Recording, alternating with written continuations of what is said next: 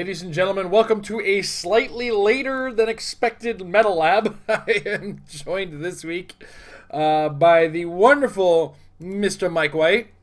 Hello. And Jay. Yeah, that's about what I expect for intro. Yeah, sure.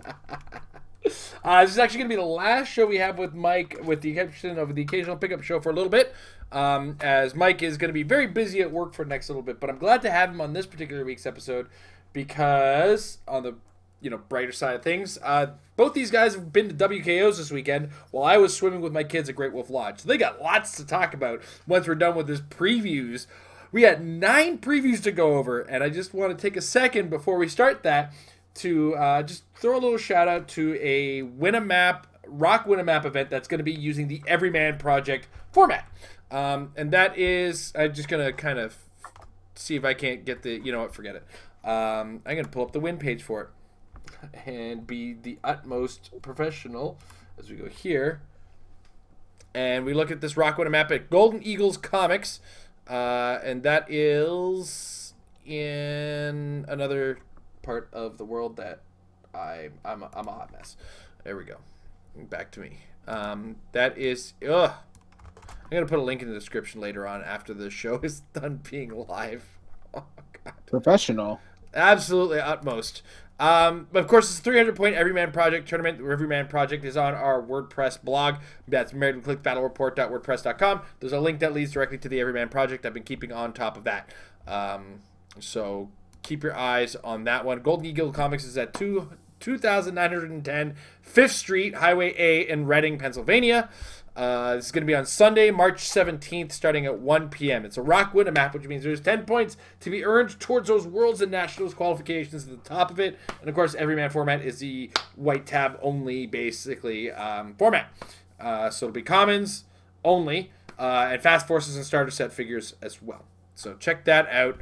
A little bit of plug for my own little project that I've been running on the side. Hey, Mr. Collins. Hey. Practice makes your podcast better. Yeah, I know. Hey, I should probably do more of these. Yeah. I hear sleep also helps, and organization, and not having everything blow up in your face just before we're about to go live. Yeah, fair enough. All right. I was going to ask how your week in HeroClix was, but that's a whole nother topic for the show, so we're going to postpone that until after previews. So we're going to go right to our HC Realm scene, and we are on the bottom, and I'm going to full screen that because this is hideous if I do it like this. Boom. All right. And we're going to start with our first preview, and we're going to break the walls down. Not that this guy's going to be breaking any walls down, with Jericho. Little wrestling reference for those of you who understand. Jericho has the Teen Titans and Armor keywords. He's got this Titans Reborn trait, which you're going to see on other Teen Titans in the set later on, actually today even. When Jericho is given a move action after resolutions, he can use the Teen Titans team ability at no cost. So that kind of flexibility with the healing that comes from the Teen Titans. Teen Titans is still X-Men Light or X-Men Other, right? Yeah. Okay. Cool. Sorry, that was a quick question for Jay. I don't know if he caught me on that one. What was the question? Teen Titans is still the same as X-Men, right? Yeah. Cool. Awesome. All right. So he's got a special movement power, Contact. It's Mind Control and Sidestep. When Jericho uses Mind Control to target a single character and hits until your next turn, when that character attacks, all friendly characters can use Shape Change that succeeds on a 4 to 6. So you Mind Control him, use the character, and then when he tries to attack your team, they can all use Shape Change on a 50-50 chance. Then he's got special defense power, Icon Shield at 32% of design limit, Toughness and Willpower. Jericho can use Invincible instead of Toughness when attacked by characters of lower points. He comes in at either 75 or 50 points. I'm going to shrink our faces so we can see the entire dial. So we have what we have here. 4 clicks of Perplex off the top. Teen Titans team ability, of course, to go with the trait. Mike, what do you think of Jericho? Mike, you're muted. Gosh, every time with this guy. Last show, come on. Sorry. Right. Also, I'm getting some weird little lagging every once in a while, so I apologize in advance if I sort of drop in and out. I don't know if it's my bad Canadian internet or Jay's bad Canadian internet. Plus, I'm getting crazy Facebook messages. Stop it, you guys. Always come exactly like I have buddies who just Facebook spam a group, and it's disgusting. I'm get Facebook spam right now. Jericho's interesting. I mean, obviously that trait's going to be super useful when you try and field the Titans team. Being able to move and help heal somebody up that way. Who doesn't want something like that? Super advantageous.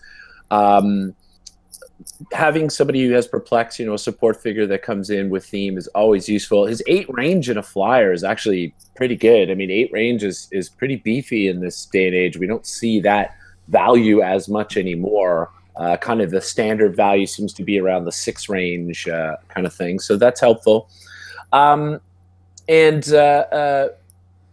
if you play him at 75 points with an 18 defense and potentially invincible, if you have a better chance of facing off against some figures who have a lower point value, he's not bad. He brings a lot of interesting stuff to the table. I'll admit I'm not so much a fan of mind control. I guess because I'm still sad. I have memories of the old days when you could mind control people and actually use their powers, which was just so much more fun. Like in a World's Finest Sealed, where I mind controlled as Zatanna, and on that blow up click, and I had him pulse wave his entire team. But my team was actually within the blast radius. But because my team was friendly to his and shared a keyword, they didn't take any damage from the pulse wave, and he blew himself up and killed his whole team. So that I miss being able to do. But he's a cool little interesting figure, and he's exactly what I would assume Jericho would be. All right, Jay, what are your thoughts? In my best estimations, that is not Chris Jericho. I'm not an expert on the subject, but I did work with him on his TV series, so I can vouch for that not being Chris Jericho. Yeah, this is probably just only a sealed play, and probably an okay one. I feel like at 50 points, taxiing, perplexing, and the threat of the 8 range mind control are pretty cool, especially if it's like a 10 pull or something, because we've seen some 200-point pieces already. It's only uncommon, so it's not like it's one of those random rares that you're really upset about pulling. But for constructed, I really don't see it, unfortunately. Like, I would just literally rather play the Emma Frost ID card and get the mind control inspiration. Like, I don't see a competitive world where this is good. But for Teen Titans, it does look very fun, and I would probably play it at some point with that in mind. Jay, to discuss your lack of expertise on Chris Jericho, you just made the list. Next Worst impression ever. Yeah, I know. Well, I mean, I don't have his screechy heavy metal voice. Give me a break. All right, next up, hitting the super rare prime slot with Bizarro. He's got the Outlaws, Brute, and Monster keywords. Dark Trinity is his first trait.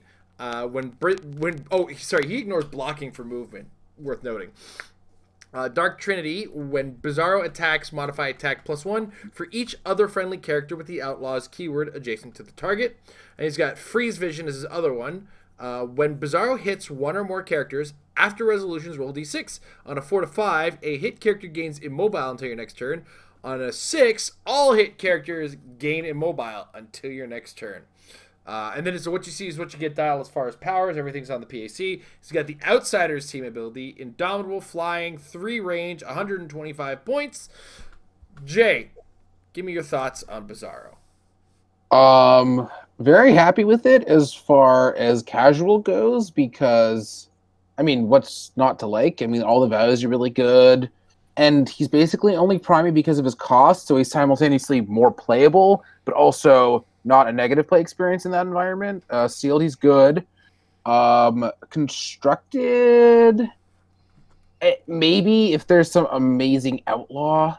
Like, if there's an amazing outlaw and then you want to, like, have a third character that's, like, a keyword cheating kind of thing, I don't know. It's like, if there's something there, it's not known yet. The trait's good, especially with Quake. But it's just, this is not the kind of dial that will be competitive, unfortunately. Like, that's just how it is. It's a charging figure. Fair enough. Mike? Yeah, I can't really disagree with that. Like, definitely he's interesting in. I mean, Sealed, you're definitely looking at playing this figure. There's a lot of potential there. I love that Charge Quake in combination with the Freeze Vision. You know, you could get lucky and completely immobilize a team on a turn. But definitely, for the point cost, there's just so much other better stuff out there that you would want to be playing in the constructed meta environment. I mean, this guy's just going to get torn apart, outwit. You know, he's just it. I just don't see a longevity to him. I do love the makeup of the dial. I will definitely want to try him in a game and actually hope that somehow I end up on that 12 attack for whatever fun when he's actually smart. It'd be really funny to outwit someone with Bizarro. But yeah, he's a neat figure. And, you know, to be fair, the fact that he at least has monster keyword with this whole, you know, recent Captain Venom thing, you can throw him on a monster named theme team, filling it in with a lot of lower point guys for theme probs and stuff to tie people up and what have you. I'm pretty sure Outriders have monster, don't they? Yeah, I think they do. So they would be good to pair up with him because they could just get in the face of other characters and prevent them from outwitting them, and you could take a little bit of advantage. But ultimately, I do agree with Jay. I just don't think he's really going to be on the scene in terms of the meta. But cool Bizarro, definitely a cool Bizarro. Yeah, like for this kind of character to be competitive, it had to be like so undercosted that it would be just madness. Yeah. Like if this was 50 points, sure. Oh yeah, it was 50 points. If this was 50 points, game design doesn't make sense anymore. Yeah, I'm just going to say that. This kind of dial inherently is not going to be competitive, and that's fine. Oh, it's a typical beat stick dial. That's what that is. Yeah, I am brute. I do have to say, you guys got it all, but you missed the important part: the name of his Battle Fury. This end of Cinnamon Grumby. Saying that out loud is delightful. All right, next up. It is better now that you've said it out loud. I didn't laugh as much when I first read it. Go ahead. Yeah. All right, next up, the Murder Machine. This is the first of. Is this the first? This is the first chase we've seen. We're previewing. We're talking about one of many Batman metal figures. I'm not familiar with the story myself, so I'm bad at this. But the Murder Machine has the Dark Knights. I'm reading that right. Armor, monster, robot. I apologize for the quality of picture. Bear with us as I kind of zoom in and out and try to read this. But Dark Knight's armor, monster, robot, ignores blocking for line of fire and blows through it. Well, at least one piece anyway. The Alfred Protocol, his first trait, gives him knockback. When the Murder Machine KOs an opposing character, doesn't include KOs by knockback damage, just has to explicitly tell you that. After resolutions, he may make an attack, can trigger multiple times per turn. Next trait, second of 3 traits, Reckless Disregard for life. Once per turn, when the Murder Machine targets and hits a single opposing character with a close attack after resolutions, deal each other character that is adjacent to either the Murder Machine or the target 1 penetrating damage. Includes friendly characters and usually the target. Next, we will not hide in the shadows anymore. When Murder Machine occupies clear terrain and is targeted by a range attack, modified defense +1.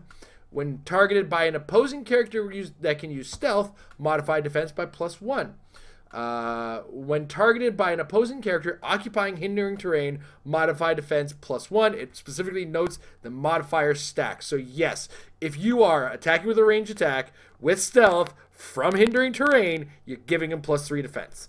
And he's got a special attack power on his first 4 clicks of 200 points, with his first click at 100 points. Technomorphing, probability control, and shape change. He's got 7 range, 2 targets. He's indomitable. Hey, Mike, what do you think of the Murder Machine? Well, Well, first when I heard about the murder machine, I was worried that they had made a click based upon our room from Atlanta. First of all, it was not Atlanta. That was Ohio. Ohio, I apologize to Atlanta. You're beautiful. And your people are very polite, Atlanta. They called me darling every time I went to Starbucks. I blushed every day. It was wonderful. The murder room of Ohio. Wow, what a figure. I feel like the 200-point dial is just a big, gigantic tease. It makes you think you want to build a team around a 200-point murder machine and make it competitive. But my dice are not that good, even with him having probability control. And I feel like that's too much. But wow, beefy, like running shot, 12 attack. The fact is, with the TK, you throw him across the map. He hits somebody. Hopefully KOs a low point guy or whatever, and then just starts, rhyming off more attacks. He does have a pretty solid range with that 7 range. Energy explosion, double target. He's got a lot of great powers. The trait for sure is going to be great. I mean, he's got to be in clear terrain, but again, what does he care? Clearly designed to fight against Batman teams. Hello. The secondary trait, again, the wording, I can't wait for Jay to talk about this. It's so. I thought I wanted to go first. Right? It's so funny to me with the includes friendly characters and usually the target. Mjolnir's a thing, so. Yeah, exactly. So he's interesting. I think there's something to be said for the 100-point dial with the right combination of things. Once again, monster keyword is a thing now. With Captain Venom out there in the world. Captain Venom and him is 150 points. It's half your build to make it a name-themed team to fill in with some lower point people and stuff. No move and attack would suck, so maybe a Goblin Glider if you're playing him at the 100-point. That's why it's kind of tough, I think, making him necessarily competitive because he is outwittable and but on the right map, he's in that zone. You know what I mean? Like the points they're just in that zone where I'm not quite sure it's viable. But then again, the right combination on the right day with the right map, this figure could wreck things. Very interesting. Very, very interesting murder machine. Sealed, sorry. Why would you not? Yeah. Why would you not? If you pulled this figure and you don't play him in sealed, I assume your other booster had another chase in it. A different, better chase. Yeah, and somehow you didn't want to play this one at 100 because, I don't know, you had some magical 100-point super rare that we haven't seen in the set yet. I can't imagine not playing this figure. Also cheating and sealed. Yeah, fair enough. But, you know what I'm saying? I cannot understand how you would not play this figure in sealed. To also add to usually the target part, he does have traded knockback. Yes. But this figure, I will make mistakes if I ever get this figure. I'm aware of that. Jay. There's a lot to go over. As far as the meta, I guess I'll go meta-analysis and then rules. Meta-analysis wise, it's not so much that this figure is good as much as the 2 second traits are common. I mean, we've seen 3 chases by now. Those, the Reckless Disregard trait and the Shadows trait are common to these chases, so I feel like we will get a good chase with those traits, and those are really good traits. Just like extra free penetrating damage, and then all those modifiers are both really good. Especially because for the clear terrain thing, you can be in clear terrain, but it's still if you're behind hindering and it goes through hindering, you're still in clear, but you still get the hindering, so it's the best of both worlds. And I guess stealth isn't so common in competitive unless I'm I can't think of much that has stealth, so you don't mind picking it. I guess and if you have extra specs, you're not going to pick it before attacking, so it's not relevant. So that's not going to matter.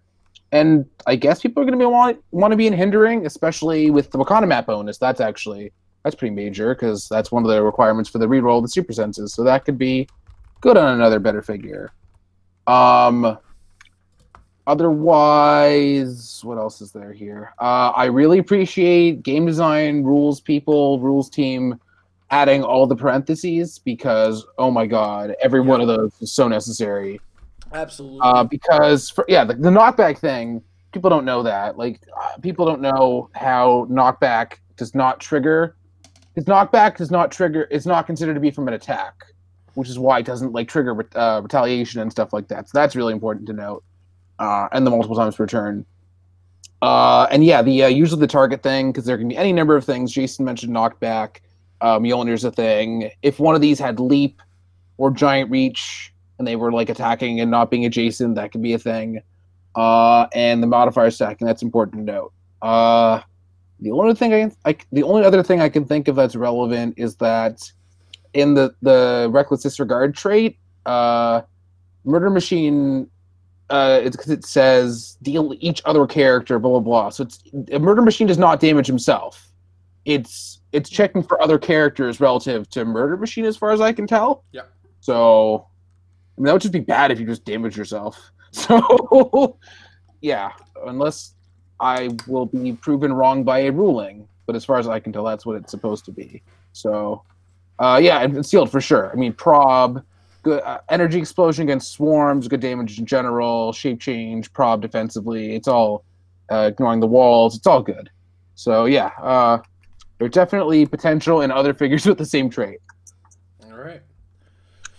Next up, Raven. This is coming in the rare slot, figure number 40. Teen Titans monster and mystical keywords. Titans Reborn trait, so similar to Jericho, can move, and then Teen Titans team ability.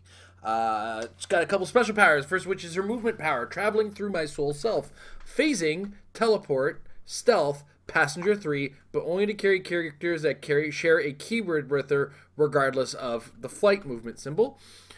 Special damage power on the first 3 clicks of 65 or the first click of 50. I forgot to mention the movement power is first 4 of 65, first 2 of 50. Imparting my soul self to others, perplex, probability control, and support. Teen Titans and Mystics team ability. Jay, what do you think of Raven? I don't know what you're pulling in sealed, but you don't play this. But like this is the sealed figure. Like, you know, you have a taxi, you have perplex, prob, and support, and can perplex up the attack for support to a 12 if you really, really need it. So. And only 50 points. I mean, even if you have like a huge figure, you're still definitely gonna want to fit this in. And again, monster, like so much monster now that we have Captain Venom, so that's gonna be always a theoretical consideration. Yeah. I really do appreciate the parentheses here as well, because with other similar powers, I definitely see confusion. The only thing is that I don't really see the. Actually, I guess the trait is better here than on other characters because this is mostly a dedicated taxi, so that's pretty good. Mm-hmm. Although I just don't want Raven to take damage, so probably not actually using that, and nor is it coming in competitive play. Although I've said it a million times, but the Mystics in competitive is weirdly bad because your opponent is probably not going to one-shot to guarantee the target for the retaliation. So, and even at the 50 points, 4 clicks is just long enough that it won't be one-shot unless your opponent wants to. And yeah, so. But then again, they'll take 2 Mystics for doing it, so that's whatever. But basically, yeah, it's definitely, there's some potential here because Taxi and all the support powers for Monster, as if they didn't need more prob. And also, they didn't really have much perplex either, except for Dr. Frankenstein, who's kind of squishy, so... Oh, yeah, keep thinking about it. You're going to turn yourself around in this figure. Like, if this figure was legal now, I'm pretty sure Jason just plays it instead of Goblin King. Oh, yeah. Exactly. Straight up, so... Goblin King becomes Raven and a 10-point Carnage at rotation. Yeah. Oh my god, and she's even cheaper. I didn't even realize that. Yeah. Oh god. Dude, you really gotta keep looking at you. Okay, I'm gonna wait my turn. No, Mike, it's your turn. right? Because, oh my God, dude, are you kidding? First off, I agree 100% with you on this is the sealed figure. You pull this figure. Why would you not use this figure? Especially because she's got the 50 point. She's got perplex. She's got prob. She's got support. So whether you make a theme team, you don't make a theme team, you got a modifier, you got a reroll. That alone is like, there's no reason not to take that thing. And, well, we've already seen a chase, so you could play a 200 point with this, 50 or 65 point figure who could carry him, because regardless of being a flyer, and you still got another 35 points to put on this team, and you're already working on a theme team. So that alone, I think she definitely has potential in meta because of Monster. If Captain Venom hadn't come along, and if Monster wasn't as usable and popular as it is, I would agree with you that maybe she's not in the competitive scene.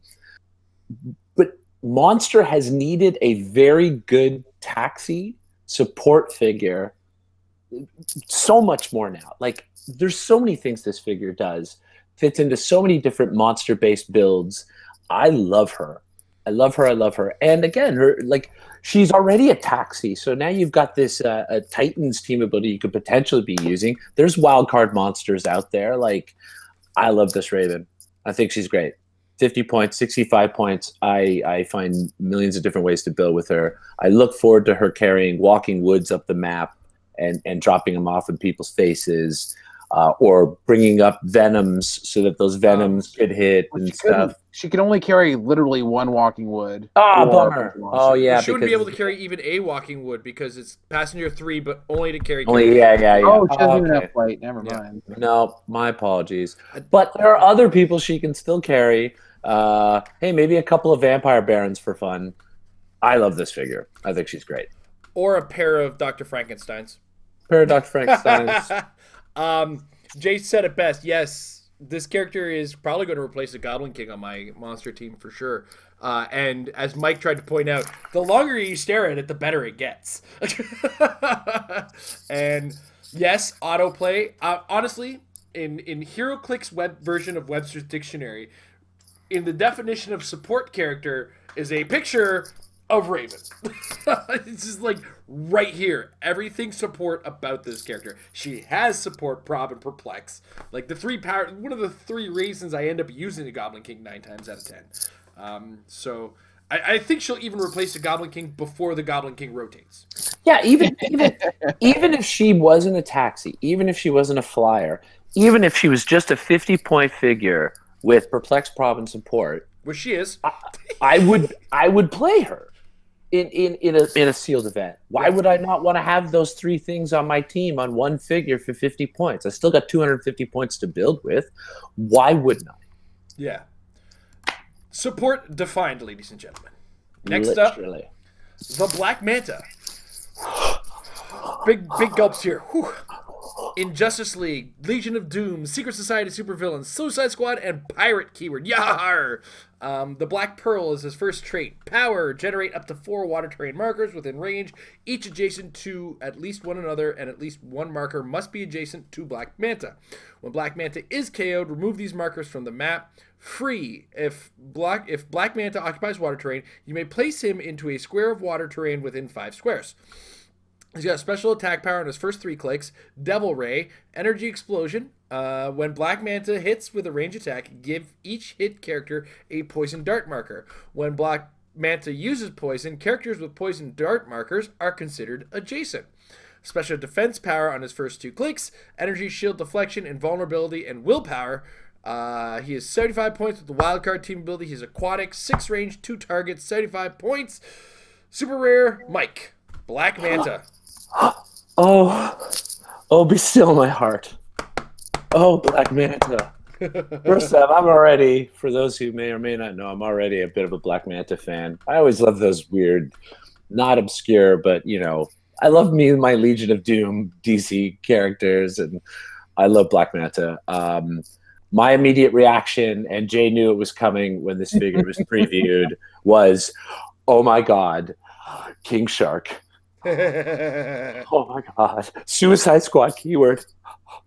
Hold me. Yeah. And he makes water.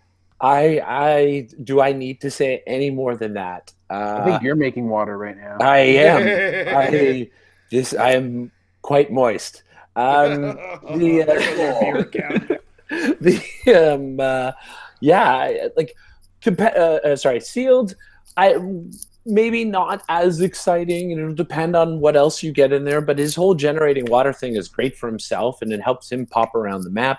There are maps available right now that do have water, like the new New York Harbor map that has water all the way up on one side.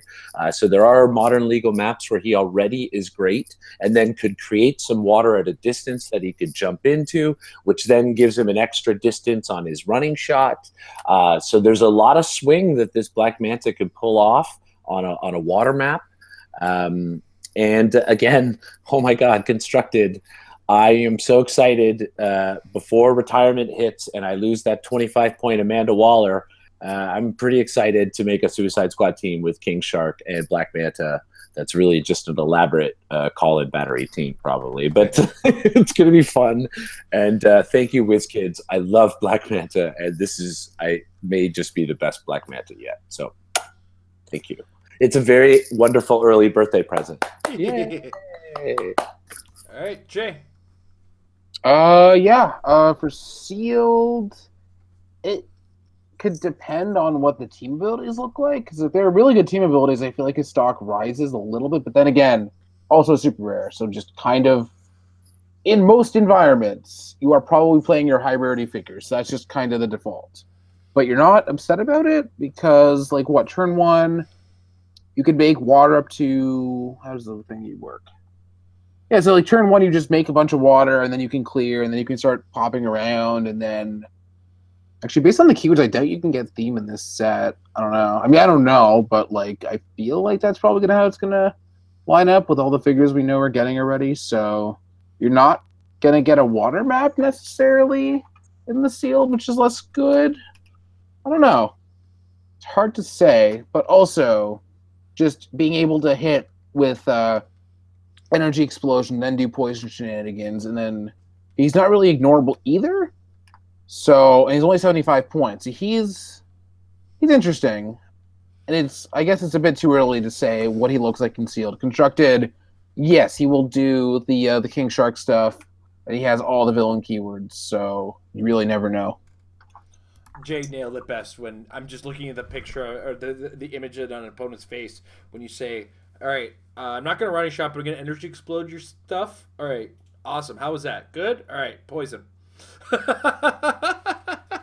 All of them. Who? All of them. All right, next up. The Dawnbreaker.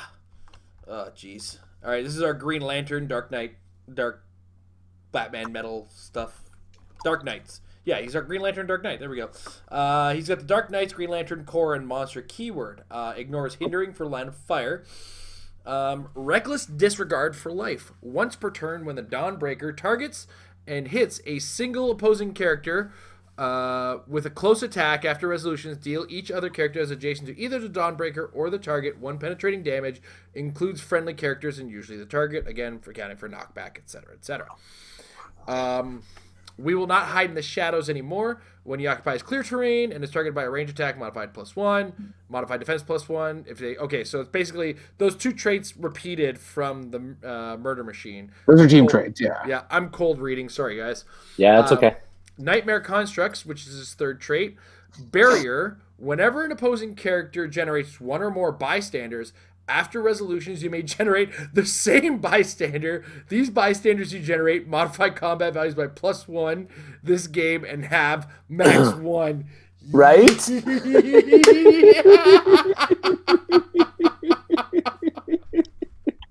All right. I don't even understand this game. Jay, go ahead, but I've got so much going on in my head on this one.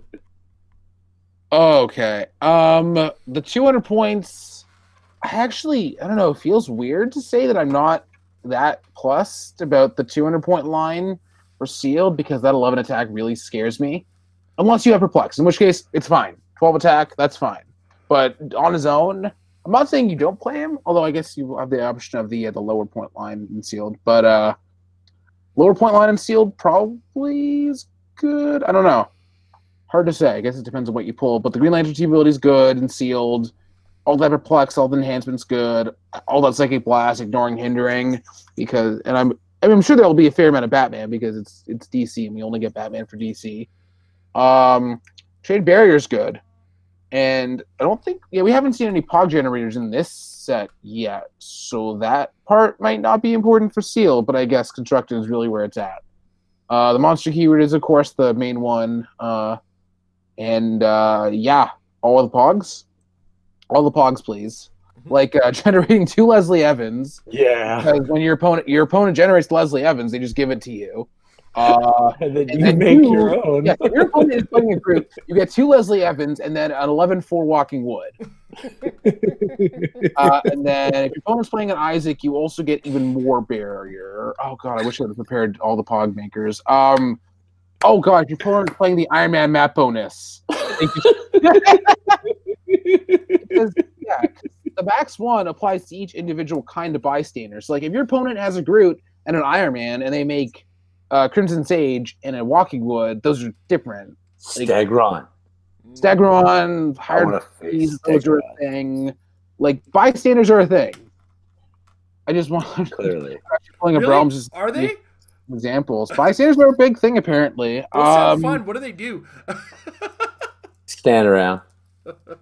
Stand by. Yeah, there's a lot of good ones. I like the idea of my opponent calling in a Brood-X and giving me Royal Hatchlings. I like the idea of the symbiotes. Oh my god, 12 attack symbiotes? What is this game anymore? What? Oh my gosh. Yeah, so basically I don't think it invalidates the bystander strategies, but I think it might temper people's eagerness to play some of those strategies, like the Iron Man and the Isaac and those sort of things a little bit. And people were already not necessarily playing Carnage, but now they're probably really not going to want to unless they just have one of those one of those monster teams. So, yeah, I do feel like the dial is a bit short for 75, but then again, he can just barrier himself up all day and just make the bystanders, and then you're getting your points out of him. Because, like, what against that monster team? How many Groots did Tyler win with? Was it 2? 2 Groots. 2 and 2 Carnages. Yep. You think? So you're just like your opponent doesn't want to make bystanders, and they're paying points to make bystanders. So, yeah, I don't think I need this anymore. But Jason's somehow going to talk about it even more. I don't even know how, but. Mike, did you want to add anything before you guys let me go? I think I could add anything to it. It's just too funny for words. Clearly, if I pulled him in sealed, I would assume I'm not pulling another Chase in sealed, unless my name is Kyle. That kid pulls magic. It's crazy. He's interesting, but yeah, that bystander thing is hilarious. I really now want to build a team with him just for that. Really alone, because it'll be hilarious. Yeah, have fun, Mr. Collins. I already run bystander strategies. It's not going to stop me. In fact, other people run bystander strategies. So I'm bringing my milkshake, and I drink your milkshake. I'm not just bringing my pogs. I'm bringing your pogs. And I'm bringing your pogs, and I'm taking 8 of your pogs with me to meet you face to face. I clearly need to put in another order to Big Bully and reorder all the pogs that I've already owned. With the +1 stats in mind? Dear Big Bully, double all of my orders now. Man, yeah, you know what? It's dissuading to others. I'm flat out bringing them. And I'm going to make bystander token teams still. And then I'm going to let them make bystanders, and I'm going to get their bystanders. Because I have a feeling Isaac's going to show. So if I'm using Isaac, and they're using Isaac, and I'm using Dawnbreaker, and then they bring things in with Isaac, I get double up the Isaac. If only whatchamacallit, he shared a keyword with the Chase Photon. Oh, God. That would Right? be bonkers. Oh my god. It's like, oh, you made one? Hold on a second. Bring that over here. Right. So you make one, I'll make one, and then I'm going to bring yours over here and kill your one. So why don't you make another one? But then they're going to retaliate on you with a Groot, and then they're going to make one, and then you're going to make another one. Yep. But then they're also going to have a Dawnbreaker, so they're going to make another one, and then everything just turned purple. I don't know. Sweet. Why is there so much on the map, Dawnbreaker? Yeah, because the Dawnbreaker is going to trigger off of another Dawnbreaker too. Yeah. So if he's going to be, because if I bring my Groot strategy, catch this, they're going to Dawnbreaker my stuff. Okay, cool. So I'm going to Dawnbreaker the Dawnbreaker. Oh, what's up? Just think of hired flunkies. Oh, jeez, they're everywhere. Because the hired flunkies share the keyword. Yep. Because so you generate a hired flunky who now has your keywords, who can now theme prob you. Oh, I love this. Oh. Dawnbreakers for everyone. Yeah, I'm game. I'm all in on this guy. This is nuts. This game doesn't make Rebirth broke the game. Just what's the release date on Rebirth? Just so we know when HeroClix broke. All right. Whew, next up, Beast Boy. I kind of called this with a friend, so I'm kind of excited that I was kind of right on it. Beast Boy's got Doom Patrol, Teen Titans, and Animal keywords. Actually, he's got 2 traits. One of them is Titans Reborn. Let's get that out of our way. My parents turned me into a green monkey to cure me. Now here we are. Free. Choose one animal, and Beast Boy can use the corresponding effects until your next turn. Eagle gives him precision strike, flight, and tiny size. A gorilla gives him super strength, quake, and ignores elevated for movement. Octopus gives him flurry, plasticity, and aquatic.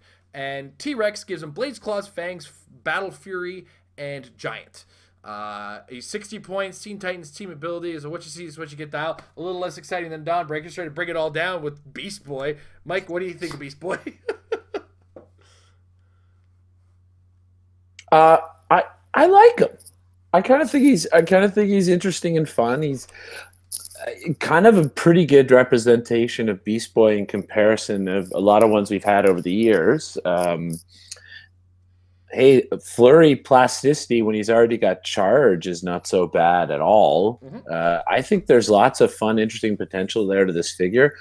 Sealed, why wouldn't you look at him as a secondary attacker? Shape change has saved my bacon more times than I can count. So definitely it's never a bad thing to have that on a figure, especially because he is only 60 points. So solid secondary attacker who could do things. Charge super strength or charge quake, also good combinations. Charge blades on a giant that has battle fury is also great. I mean, his combination of powers with the animal stuff on top dial are all really good things. If you get him on one of those Teen Titans teams with some perplexes, totally doable. So I think you're definitely considering him if you pull him in sealed and you can fit him in. Constructed, again, he's not a bad figure. I think there are a lot of other things out there right now maybe that are better for those points. I do like him with some consideration because the animal keyword and because of Wakanda and the Wakanda bonus. So there is, again, a little bit of potential there because now when he's on the charge, blades, giant, battle fury, click that's ignoring shape change, you can always re-roll that blades with the Wakanda map bonus. So with the right combination of stuff at 60 points, I think this figure could totally fit onto potentially competitive team. What a good Beast Boy. So he's a good figure. He's a good figure. All right. Jay. Looks fun for sure. I like the Doom Patrol keyword as an inclusion. It's not competitive, but I do like that it is the trait is not quite pick a power, so it's immune to any pick a power related opposing effects because you're not picking powers, you're picking animals. Mm-hmm. Like just take the name of the animal, and the animal gives you the powers themselves, so you're not Darwin's, you're not anything like that. So that's pretty cool. And all the options are good offensively. Sealed, probably. Because this is your rare, you probably have to at that point. But yeah, I'd be good with that. Being able to pick a giant to be carrying pretty much anything, and then the next turn picking tiny to be himself be carried to set up some attacks. It's all pretty good and fun. And I like that it's a free action, so you can do it at the beginning of the turn. Well, also as a giant, he could pick up somebody, carry them, and potentially heal them with Titans as well. So that's an added benefit. Huh, yeah. The only thing I want to add is I miss Alyosha Craven. Oh, yeah. Well, clearly this figure would have a lot more value in Alyosha world. Oh, man. Alyosha world's such a fun place. All right. Next up. Clayface hitting super rares. This one's got Batman Family, Gotham City, Celebrity, Monster keywords. This is how far behind. This confuses me. This is how far behind I am on DC. He's got a special movement power, the old Brick and Mace. Flurry, Plasticity, Sidestep. When Clayface uses Flurry, choose that either the first or second attack will deal penetrating damage. After resolutions, give a character hit by the other attack an action token. He's got a special. He has that on his first 3 clicks. On his last 3 clicks on the attack, Mass of Moving Mud, Poison, Knockback. When Clayface hits with a close attack, after resolutions, you may place him adjacent to a hit target. And on his last 2 clicks, he's got a special defense power, Defend and Invulnerability, which is the Clay Armor defense power. He's got a special damage power in his last 3 clicks, I Tried It Your Way, Shape Change, Free until your next turn, Close Combat Expert, and Giant, and Clayface can't use Stealth, which he gets from the Batman team ability at 100 points. Mike, what do you think of... it's Jay this time. Hi, yes. Yeah, Jay this time. My bad. Yeah. What do you think of Clayface? This is a fun figure. There are a lot of interesting options here. I like all the. I like just options. Yeah, options are great. A lot of attacks, good values, good defenses, poison even if you're just clearing, and also the fact that he has stealth and plasticity. So you're gonna charge him. You're gonna try to attack him. He's gonna roll shape change. And then he's stealthy, and he's just gonna poison you, and it's gonna be fun. Monster, of course, is always gonna be a thing. Celebrity, I'm holding out hope for lots of celebrities in WWE. That'd be really cool. That's my call. Yeah. But otherwise for the competitive, it's not really there. I don't think there's just nothing that this figure. Even if it had willpower, which would be a significant improvement, there's just nothing really going on here that really fits into the molds of competitive play, unfortunately. But for casual and for sealed, you're definitely enjoying playing this guy. That is for sure. And the sculpt is really good, so pretty happy about that. All right, Mike, your thoughts? Yeah, I think Jay pretty much covered it. I will say that the stealth is super helpful, sort of preventing his big weakness, which is obviously outwit. It gives him a sort of a little added bite because he's already got the plasticity, he's already got shape change, he's already got invincible. Get him in some hindering, and in most cases, don't be worried about getting one of those taken away. But ultimately, I agree with Jay. Definitely a fun figure. I will definitely consider playing him in sealed. Constructed, I think he's just too overcosted for what he's going to do. Absolutely. He's kind of a tank, as it were. Kind of takes it, doesn't do much, except, he does a lot in that sense. I'm over-talking myself. Next up, the Devastator. This is Dark Knight's Brute and Monster keywords. Reckless disregard for life, and we want to hide in the shadows anymore trait. And then he's got another trait, the Doomsday Virus. Free, choose an opposing. Sorry, I'm reading off some pretty bad things, so just bear with me here.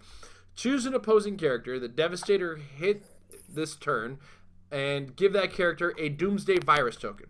This game, characters modify their combat values +1 for every 2 Doomsday Virus tokens they have. At the beginning of your turn, roll a d6 for each character with a Doomsday Virus token. If the result is equal to or less than the number of Doomsday Virus tokens that character has, deal that character 1 unavoidable damage for each Doomsday Virus token they have, then give them a Doomsday Virus token. Could it say Doomsday Virus token any more times? That whole phrase means nothing to me anymore. He comes in at either 225 or 150 points. Indomitable, and it's everything on the dial is what you see is what you get. It's all pack powers. Mike, the Devastator. Yeah, I mean, he's subtle. What does he do? I don't get it. Yeah, right. Like, okay, so I hit you and I give you tokens, but I start to boost your attack after a while. But the downside being I could roll a die and do a bunch of damage to you. Okay, I guess that's kind of cool. Sealed, 225. Wow. A lot of points. I mean, it is a 12 attack and 5 damage. Is there TK in this set? Not Anybody so far, know? but we have seen like 9, 10 dials or something.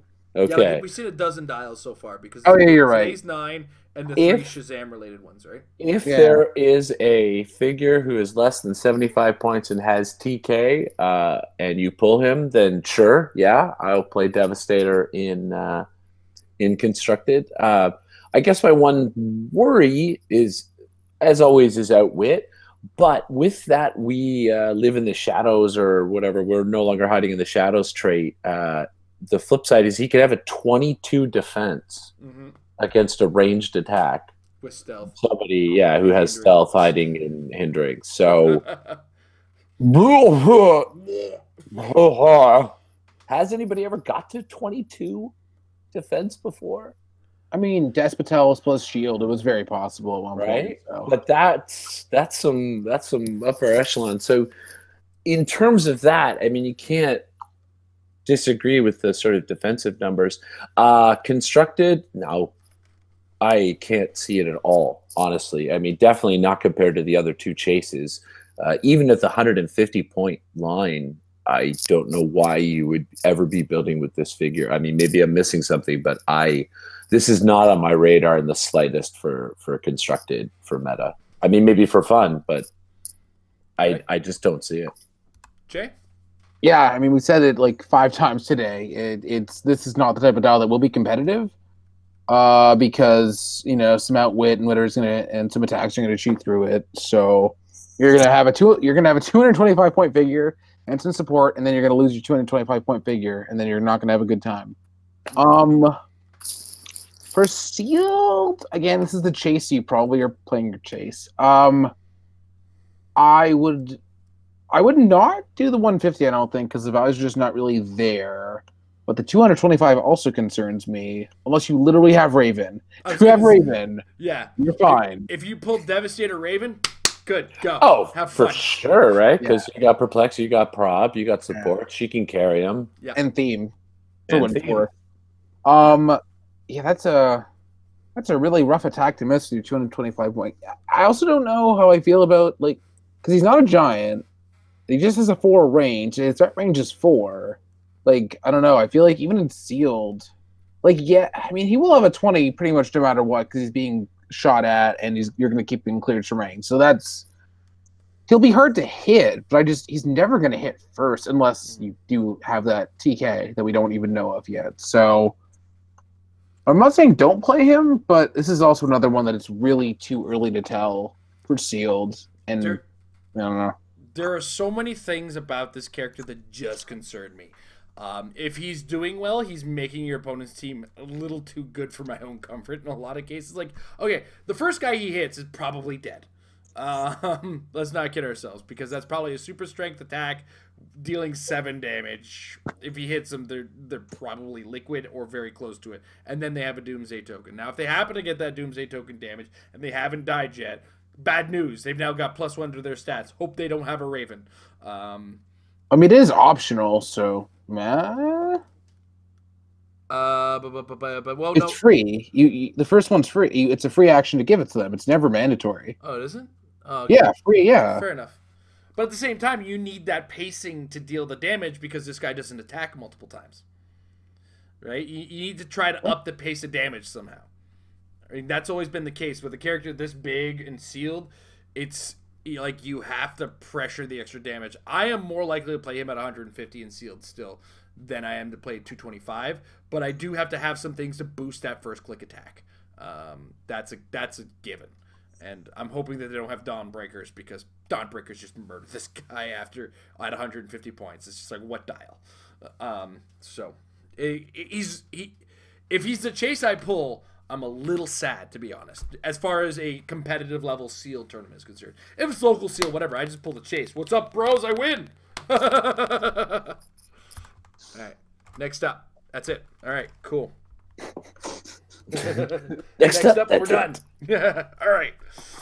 So yeah, that's our 9 previews for today. It's a lot to take in. And thank you, WizKids, for getting those out there for us. Oh my goodness. There's some really cool stuff. There's a lot of stuff in this set that changes a lot of decision making I plan on making. And though Dawnbreaker doesn't get necessarily inserted to the team I already have, he's definitely a consideration for a couple monster ideas I do have as well. So I'm kind of leaning on bringing him out for sure. And that's pretty much all I got to say today, because I was not at the WKOs this weekend. In fact, both of you guys were at both of them this weekend, correct? Right, but I only played one. You only played one. That's correct. All right. So in that case, let's talk about the sealed one, because that usually goes a little quicker, and then we'll talk about the constructed one, and that'll get Mike talking about the second tournament, and we'll get Jay to take a break as well. So sealed WKO was at Whitby on Sunday, correct? Yeah. Yeah. All right, Mike, how'd you pull? Oh, in a surprise, I pulled 2 rares. What's that like? Man, this set has not been kind to me in terms of sealed pulls. In terms of value of sealed pulls, I have pulled mostly packs that are 2 rares over the course of sealed events. However, I have pulled many buildable, playable, potentially winnable teams. My team ended up being Black Bolt at full points, 150 points. Blue Union Jack, because that leadership with the +1 to attack is always good if you can roll it. Venom Prime, so not the super rare, but the common Prime. And I'll get there. Police Sergeant. So I made a 4-figure Earth X team that was exactly 300 points. It was a pretty good team. It had the elements I needed. In fact, I had Hypersonic, 2 charge characters, and a running shot character, which is nice. Drawback, I had no modifiers top dial except for the potential +1 to attack because of that leadership role. But I did have the ability to clear tokens a lot. I did have +4 to map roll and theme prob. And I also had 2 characters with Indomitable, which also allows me to, kind of get more actions out of my 4-figure team, especially because I had leaderships with those potential of taking tokens off. So my first round match was against, and I'm just triple checking, I believe it was Neil, who has not played in a while from what he was saying to me. He had sort of been a player and then left the game for a while and came back again. His team was centered around Namor, the rare Namor.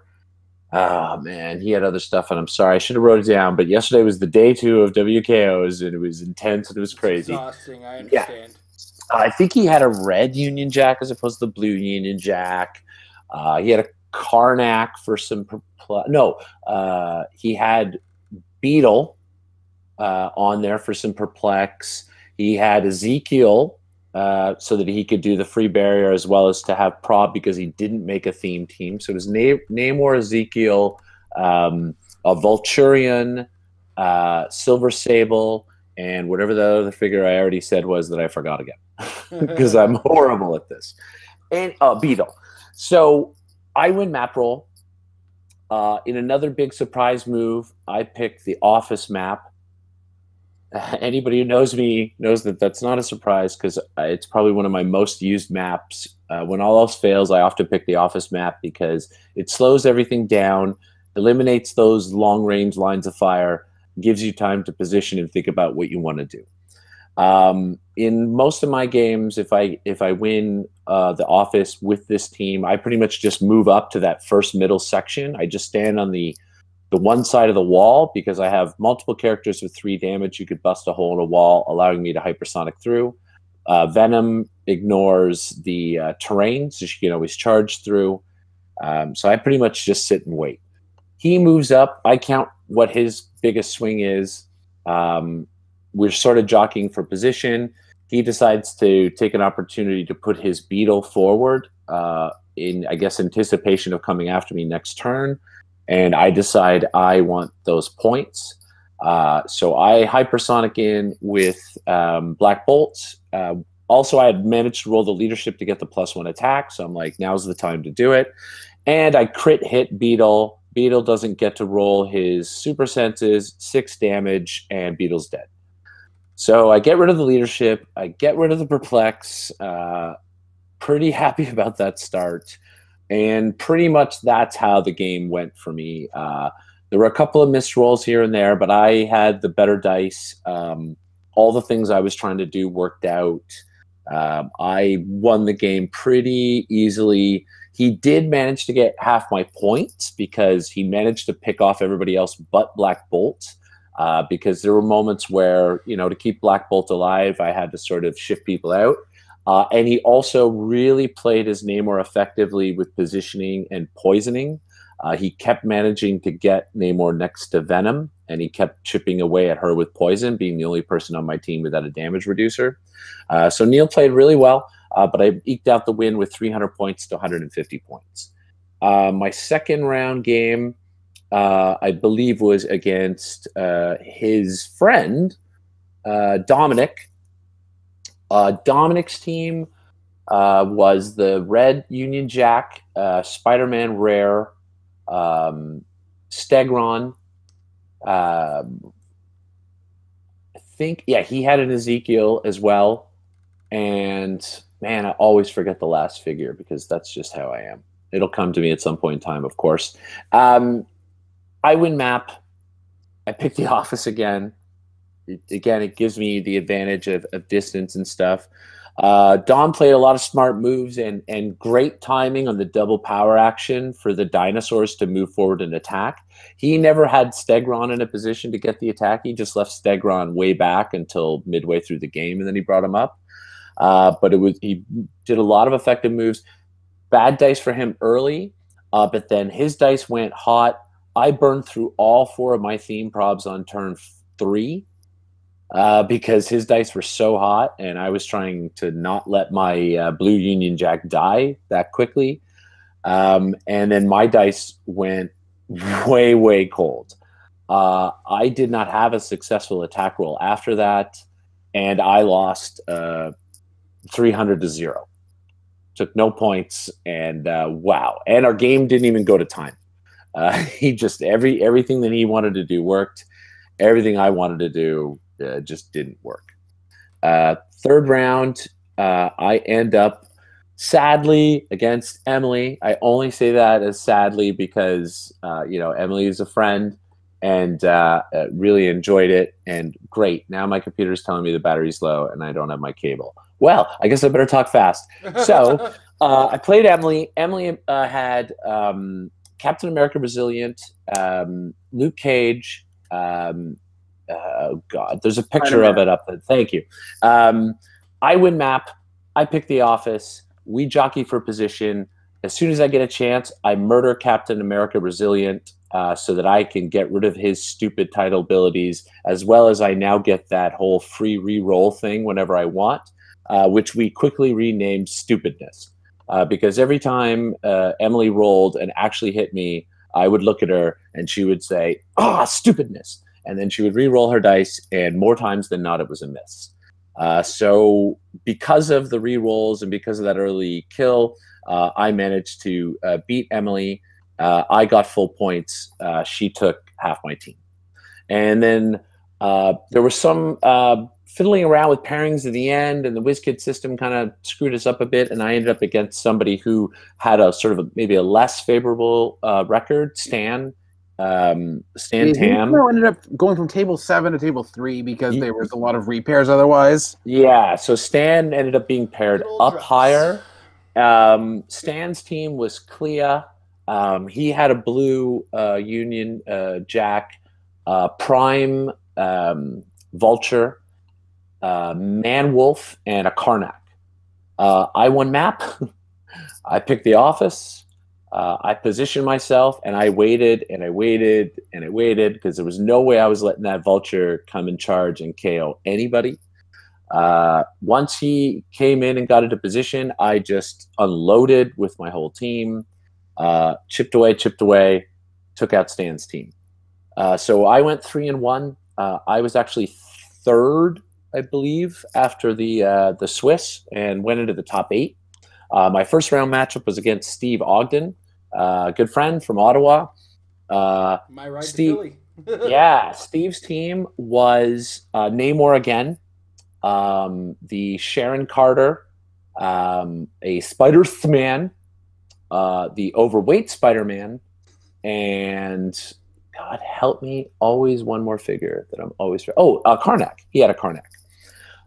Game started off really well for me. I murdered Spider-Man on my first attack and moved my whole team into a very far position so that Namor could only just move over to me as opposed to charging me. I made an attack on him. I did a little bit of damage to him. In hindsight, this is a moment where I made a mistake and actually ran away with Black Bolt, and most of my team was left behind. I should have just left Black Bolt there. Because Black Bolt didn't care about the poison. I think I just was like, I don't want to let Namor get free shots on him. Well, Namor breaks away automatically anyway. So really, Namor did some poisoning. Namor came running over. And then from then on, my dice decided to not let me make a successful attack roll. I missed. I lost Black Bolt. I was still in it. I'd hurt Namor. Namor was actually pretty hurt. My Venom was hurt. She's low on the dial. I go to attack him. Even if I miss, I know I can sidestep away from him. He's double tokened. I won't take the poison. I crit miss. I go to my last click where I don't have sidestep. He poisons me on the beginning of his turn. I lose. Hard beat. It was a really hard beat. My dice really tanked on me in that game, and that whole crit miss, when even a miss wouldn't have been bad. I was still in it. I had 11 attack with combat reflexes and precision strike. You know, wow. That was a hard beat. Love Steven. It was a great game. Steven got to go into, move on, so that was awesome. And again, I managed to get a top finish with that, made top 8 with it. I think I finished fifth or sixth overall, and had a good time. Awesome. All right, Jay, how's your experience over there while Mike plugs in his computer? I'm gonna desperately try and find one. I left it at work. Uh-oh. Yeah. So my pulls, they weren't bad. They weren't trash, but like if we're talking like trash, okay, good, amazing, like 4 levels, it was like between trash and okay. If that's fair. I mean, people saw on the Facebook video what I pulled. I ended up going with Fat Spider-Man, who's so close and near and dear to my heart. I went with King Britain. I had the Earth X Montana, who was amazing tie-up. And I had Mike's favorite Triton, and Mike isn't here to sing Triton's praises, so I guess I'm going to actually say that Triton sucks and I hate him. Yeah, Mike, take that. Didn't hear it? You're never going to know? Triton's trash, you're trash. Triton is trash. That's why his name starts with a T. He's trash. I said if you think he's trash, you're trash. Ah, okay. Misheard you. So I play... It's an Earth X theme. +4. It was fine. if I play against any outwit, I just cry and lose automatically. But it was the kind of team where I knew if I played it as well as I could get results. So that's kind of what ended up happening. And I was pretty overall confident at the end with my performance given the polls, because sometimes there's only so much you can do with your sealed polls. So round one, I played against Stan, who Mike already described the team. And apparently he pulled 2 vultures, or 2 vulture primes, which he couldn't play because of the prime rule, which I'm pretty sure that does still apply for sealed. I don't think it should, because, it's sealed. You probably want to use all 10 of your figures or have access to all of them. So, but it is what it is. So yeah, Mike said he had Karnak, the Vulture, Blue Union Jack, Manwolf, Clea. This game basically came down to he could literally not roll anything. He had entirely reasonable attack rolls he was looking for. They just didn't work. And for what it's worth, I ended up going with the maps. I guess maps were New York Harbor, because it's just basically the best water map in this environment. I went with Wakanda in case I just wanted really high defenses, which did matter in one game. And I couldn't find my Star Trek maps. What did I do for my last one? I can't remember, but it didn't matter because I didn't pick it ever. So I ended up winning map roll there, picking New York Harbor, which was most of my games. I moved up a little. He moved up. He outwitted my charge. I went for a hypersonic to did I kill something? I don't know. I made some attacks. He made some attacks that missed. I started to kill stuff. Clea ended up. Did she crit miss? Oh god, this is really. Yeah, I think Clea crit missed. She didn't even push. She just crit missed, and she was on the elevated. So I went up. I did a hypersonic with Triton, and I hit her for 3, and then the 2 knockback damage from falling because Flyers didn't ignore it anymore, and she just died. And then I think I ended up killing the Union Jack. I took 150 points. I know that for sure. I just can't remember where exactly it came from. Montana was so useful because he has this power. Well, he has multiple useful things, but he has a power in cap, and then when he hits, the hit targets, he can choose either they gain a mobile or they are placed adjacent to him. So I was just in capping Vulture over and over and over. So he just could not do literally anything because he wants to charge. So he wasn't doing anything at all. I ended up killing. I'm pretty sure it was the Union Jack. So I get that. I was happy with the not taking the full points. I didn't get paired up. I was happy with being right about in the middle. So then the next round I play against Dan Upham, who is actually the guy that ran our first rock event in Canada in Windsor. I don't think I've actually played against BC was running them while we were wondering what the hell was going on. Okay, Ontario. But like the Canada that matters? Ooh. BC shots fired. Hey, Rob Barazul, you want to come out of retirement and beat the crap out of Jay? Wow, that's a reference. But point being, he's a good player. He somehow the round before beat a team that included a Super Rare Venom and the Super Rare Prime. I literally do not know how, but it happened. So he was playing against me. He had 2 Black Panthers, the 30-point Ox. He was basically just a taxi, and the Doc Ock. And Doc Ock is real good. So what ended up happening is it was one of those games where we both knew exactly what was happening, and we both knew that whoever did the first offensive move was going to lose. Like, I was going to go, either I go up and I take his 30-point Ox, or I, do risky plays to attacking a Black Panther with super senses or whatever. Like, it's bad. So I go up, I take Ox, and he wins by killing whatever. And then he can run away pretty easily because he has really good improved movement. He has Passenger 2 on the Doc Ock, all that stuff. And ignores characters. Oh, Mike, you're just in time for me to tell you how much Triton sucks. So then if he goes for points on me, I kill whatever it is. He has 3 outwits. I have theme probs. I have good defenses. He apparently says that he can't hit dice, which is true. So we basically end up agreeing. We posture, we go positioning around for most of the game, but at a certain point we just decided to go for the roll off and then see what would happen afterwards anyway. So I ended up winning the roll off and as well winning the second part of the game because at that point I had positioned such that he needed to hit 8s because King Britain has the power where if he's closer to the opponent's starting area, all my characters get +1 defense. So, and I have Perplex, so it was like Triton starts in 18, King Britain's in 18, Spider-Man's in 17, but I perplexed it up, and then I have Montana with a 19 as well, and so I made the play to kill Montana or Ox, and then he tried to make the attacks and missed the 4 theme props.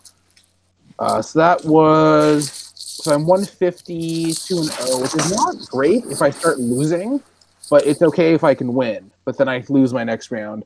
I end up losing my next round to Asia, who ended up winning the whole event. She had Silver Sable, Lizard, Hydra, Red Union Jack, and Doc Ock, and Daredevil. I picked New York Harbor again because it was just pretty much the best option I had. Oh, the other map I had, which I never used, was Jotunheim Lake because I had 2 super strength characters and knockback is fun because you go sliding and it's fun. So I misplay a bunch. I misposition such that my King Britain isn't in the front, so that I don't get the modifier. I forget how many clicks characters have. Like I go for an attack on the Hydra, and I don't perplex my stats up to actually kill it, so I just hit it for a bunch and it doesn't die. And I really need to kill something in this matchup, so Doc Ock doesn't get the +1s, as well as Lizard. But I just failed to do that by being dumb. So to be fair, sitting down across from this team, I didn't think I had much of a chance at all because she has so many attacks between Daredevil Hypersonic and Doc Ock Mobility, Flurry, and at Wit, the Awesome Energy Explosion. Lizard's good. Silver Sable's good. And Silver Sable has the +1 attack from the Hydra for range if you chose to use the Hydra keyword. Getting some background noise from Mr. Mike. Sorry. He's suplexing his phone. Do you mind? Yeah, I make a bunch of misplays, and she was going to wreck my face anyway. So both those things happened. So going into round 3, I took no points, so I literally need to win because I'm not killing a Unimind in this environment. So I play against Patrick Chow, who has a Morbius, a Mr. Negative, a Madam Hydra, and a Venom. In this matchup, I decided to go for... Why did I want to go for Wakanda in this matchup? I guess he had enough range that I wanted to... What the hell? Why did I play Wakanda in this matchup? I don't even know.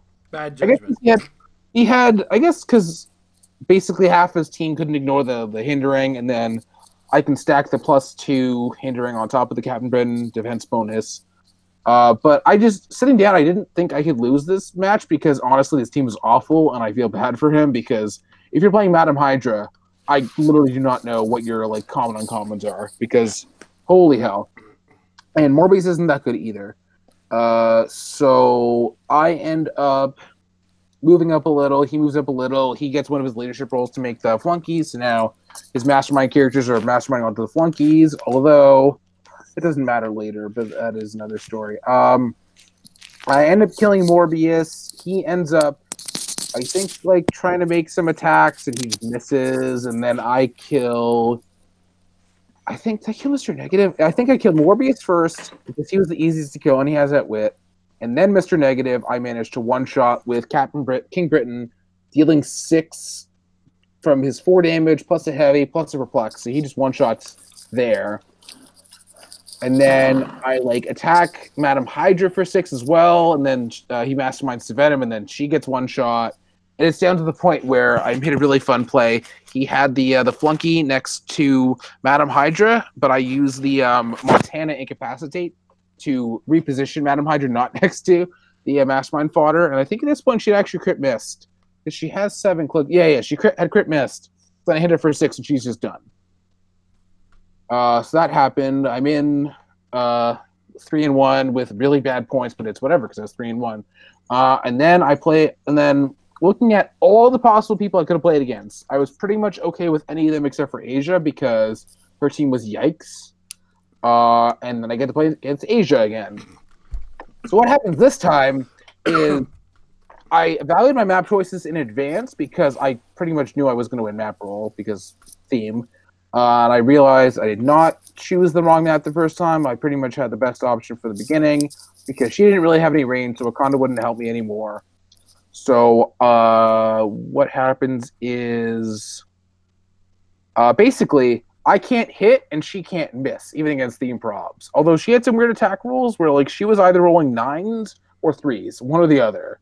Like I theme prob against her a bunch, and I expect her, and she just hits all the attack rolls she needs to, and I miss all the rollouts, and just it doesn't. I didn't do any misplays, as many misplays as last game. I kill something. I think I killed the Union Jack this time. I killed whatever. I killed a figure to get rid of the pluses because she doesn't have a way to get back to 6 with Pogs or whatever. I take out the pluses, and then she just can't miss. It even got to the point where I was making desperation. It wasn't even desperation plays. It was the game is already over, but I want to make attacks. Like my Montana pushing to death to make random and consequential attacks. So he's doing a flurry to push to death, and then he just crit misses anyway. I'm like, okay. Like, really? Like, I think I needed, at one point, I'm pretty sure I had an attack roll. I needed 5s. I had no theme problems left. I needed 5s, and I had a perplex. I'm like, there's no way. I'm not wasting perplex to go from a 5 to a 4. That's stupid. Like, that's not mathematically necessary. But then I just missed it anyway. I'm like, okay. What can you do? That's how Jason lives his life. That's how Mike lives his life. That just happens sometimes. What can you do? Just but again, shrug the cubes. I'm getting to that point where it's like, well, the cubes decided no. Yep. Like, the polls didn't so much decide it as much as cap how well I was going to do with this event. Like, I figured the absolute best case scenario, like, I can't win this event. Like, there's no delusions in my mind that I'm winning this event with this team in an environment with Daredevils and Hulks. So, and then, I mean, I was pretty happy only losing to the eventual winner. So that was basically about as good as the day could have gone. So I was pretty happy. All right, cool. All right, so next we're going to double back to Saturday, which was the first of the events, and it was the constructed event. And Mike was the only one actually who's on the show right now who did play in it. Tom unfortunately couldn't join us, and Jay was judging. So Mike, constructed, how'd that go? Okay, tell me, can you hear me first? Okay, good. I can hear you loud and clear. All right, good.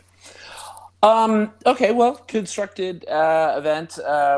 Excited to finally get going on that because we've been doing a lot of practicing over the past couple of months in anticipation of these WKOs.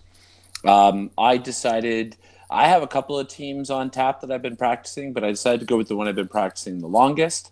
And it really was formed back when I won the Days of Future Past event and I won a Tri-Sentinel. I said that I wanted to make a competitive team with a Tri-Sentinel, make it work, have fun with it. And that's what I had set out to do.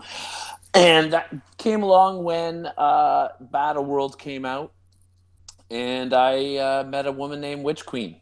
So I decided to make myself a mystical themed team that was Witch Queen, 50-point Sheriff Strange, the 30-point Tri-Sentinel Colossal Retaliator, and the Nico Minoru at 40 points from Battle Worlds, which I know a lot of people were like, huh, okay, not sure why, other than maybe TK, but all right.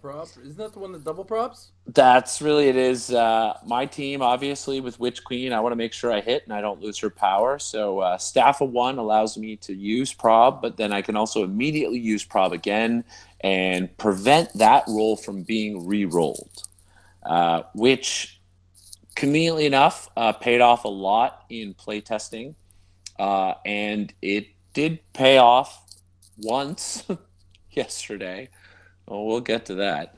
But it was a fun little team. And then the add-ons to that are Mjolnir, which I have Witch Queen pick up, Exospecs for the 50-point Strange. That way it turns 50-point Strange into both a secondary attacker and a support piece, because I can afford to use Staff of 1 with Nico and lose TK, because I can still have TK with Sheriff Strange.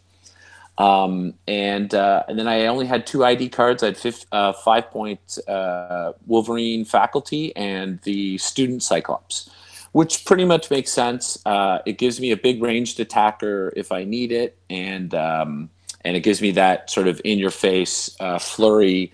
I could have 2 flurries basically between Witch Queen and Sheriff Strange calling out a Wolverine. And then the other kind of part of my build that's not technically a figure or points is the Underworld map. Really, I'm pretty much committed to picking the Underworld map if I win map roll, all because of, well, not all because of, but mostly because of the Tri-Sentinel. Underground map is great for blocking lines and giving me time to move up the map and take full advantage of Witch Queen, single target pulse waving people, or sneaking around a corner and flurry Mjolniring them. But ultimately, it's the Tri-Sentinel just walking through the terrain and dealing penetrating damage to a bunch of people, and then pulse waving and dealing damage, and then destroying more terrain and dealing damage, and ad infinitum. It was a lot of fun. I did get to take advantage of it a bunch of times yesterday, but not everything went quite according to plan. My first round matchup was against Sharif. We lost video on you, Mike. Oh, sorry. I decided to jump to his team for a quick second, so I don't think you need to see my face. His team was Poison, Captain Venom, Clayface from Batman the Animated Series, and he paid the extra 5 points for the hidden identity reveal. Jeanette from the Harley Quinn set, Dr. Frankenstein, Carnage, and then he had octopus arms that he would put on his poison. And then he had a Wolverine and a Professor X ID. And we lost him. Wondering if he switched apps, and that's where we got. We'll give him a second to try to reconnect and see what goes from there. Hopefully. It's unfortunate. Vamping. Oh, that's a thing we can do. What's that? Vamping. It's a thing that happens. It is a thing we can do. I had a lot of fun watching the games on Sunday. There were a lot, or Saturday. There were a lot of interesting. Sorry about that. Clearly, I can't do that on this thing. Wow, what a way to do my last episode for a while. How many more things can I do, Ron? Do you want to make the fans glad that you're gone? Is that I know. Eh? Hi to everybody who sent me those lovely messages recently, talking about how much you enjoy my time on the show, which is clearly coming to an end. So anyway, I play Sharif to start. Sharif's got a monster team with the Poison, the Captain Venom, a Carnage, a bunch of fun stuff like that. Jay can probably mention the team. I had photos of the teams in my iPad, which is what I'm broadcasting on, which is now a problem because I can't go look at those pictures because apparently that'll log me out of the Hangout. Haha. Sharif does love his monsters and his poison. Yeah, Sharif's really obsessed with poison, so he decided he wanted to put the octopus arms on him to take advantage of that. He had a 5-figure team, I had a 4-figure team themed, so he had a +1 on map roll to me, but I won map, so I picked the Underground, which of course was very beneficial against his team, though it wasn't really a range-based team, but he kind of had to, it made it harder for him to position and move up the map. I kind of sat, like I equipped my people and then I sat there for about 3 turns and let him move up the map until I knew he was in position. I went after Poison, did some damage but didn't finish him off. He managed to heal him back up again. But in general, what I wanted to do was working. What was really screwed up though was, oh man, Witch Queen. I rolled an insane amount of 3s on Saturday. I think I worked it out to 11 3s total over the course of my multiple rounds of play. So I lose Witch Queen's power on a miss because, yeah, that's what I do. But I do still manage to beat Sharif's team. The Pulse Wave 12 attack is still really good. I'm still doing high damage output things. Sheriff Strange is great too because there's lots of times where people are positioning and then they go to do a call-in and then they realize they've got to do a double power action to do a call-in, but all their figures have 1 token on it. Which is one of the things that happened in my game with Sharif, where he kept sort of going on instinct to position people, to set them up to call in, to then find out, oh, wait a minute, I can't call in with that guy. I got to call in with this guy. And so little things like that made it so that my team isn't easy to face. You don't get to boost your values when attacking Witch Queen. So thankfully, in spite of not having her movement power, I did manage to eke out a win against Sharif. My second game was against Kyle. Kyle, the magic man who pulls all the chases and funky things. And conveniently enough, Kyle was playing the Ultra Chase, Captain Marvel, with Goblin Glider, Star Fox with Mjolnir, Groot, Lockjaw, and I think that was it, actually. That probably was it. Yeah, Groot, Lockjaw, Captain Marvel, Star Fox, 2 objects. Feels Sounds right. about right. Yeah. Sounds about right. Anyway, sadly for me, Kyle wins map. With a little grin on his face, he picked, I don't remember what it's called. It's the one with the elevations that move towards the middle. It's almost like ringed elevation. It's a recent map. There's no blocking. Mm-hmm. Let's just put it to you that way. There's no blocking on this map. Literally no blocking? There's like 4 L-shaped blocking areas or whatever in the way corners. It's that very red map with its 3 elevations leading up to that middle section of elevated. Because his Captain Marvel doesn't care, right? Captain Marvel shoots through all these elevations. He doesn't care. I had to be very careful with positioning early on because I knew what Kyle's swing was with his potential +2, with the Goblin Glider, with ignoring terrain.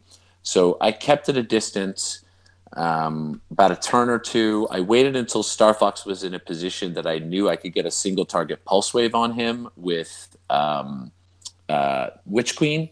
Because, again, I can't afford to go after super senses, man. I roll bad enough. If you then roll that 5 or 6 and turn it into a miss and I lose my Witch Queen power, I can't. I suffer enough heartbreak. So I nail Star Fox. I put him right onto his mastermind stop click. Kyle does some good positioning. I back up a bit. He gets a Colossal Retaliation off. Nico dies pretty quickly. We fiddle around. I managed to actually now get next to Captain Marvel with Witch Queen with perplexed attack and damage on a single target pulse wave. And I roll a 3 and miss and lose Witch Queen's power for the second round in a row. The plus side to that, because, lemons out of lemonade, she's no longer a flyer. Dr. Strange Sheriff Strange can carry her now. So I actually managed to run away. I actually killed his Captain Marvel. I pulled off a Colossal Retaliate with my Tri-Sentinel, killing both Walking Woods. Groot and Star Fox were next to each other. Groot was within range of the pulse wave, but because of his stop click, he doesn't take damage.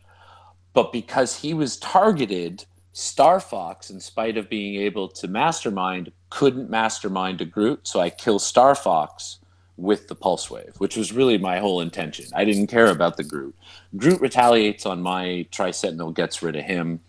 I managed to get a shot on Captain Marvel, and I kill him. He ends up off the map, but he ended up off the map before I had finished off the other stuff. So Captain Marvel manages to actually come back on the map. He has the 3 turns happen, and this Captain Marvel comes back on the map. But what worked out in my favor is Nico actually came out on the map. So I used both Nico and Sheriff Strange as meat shields, and I put Witch Queen in the far back corner of the map so that even though Captain Marvel can ignore all the elevations, he doesn't ignore characters. And the line of fire crosses through 2 characters. So I managed to keep Witch Queen protected for a turn. He moves Captain Marvel forward more. I pounce on the opportunity and come running over the top with Sheriff Strange, and then I followed up with Witch Queen, and I finished off his team. So I'm 2-0, feeling pretty good in spite of some really bad dice and losing Witch Queen's power 2 times in a row.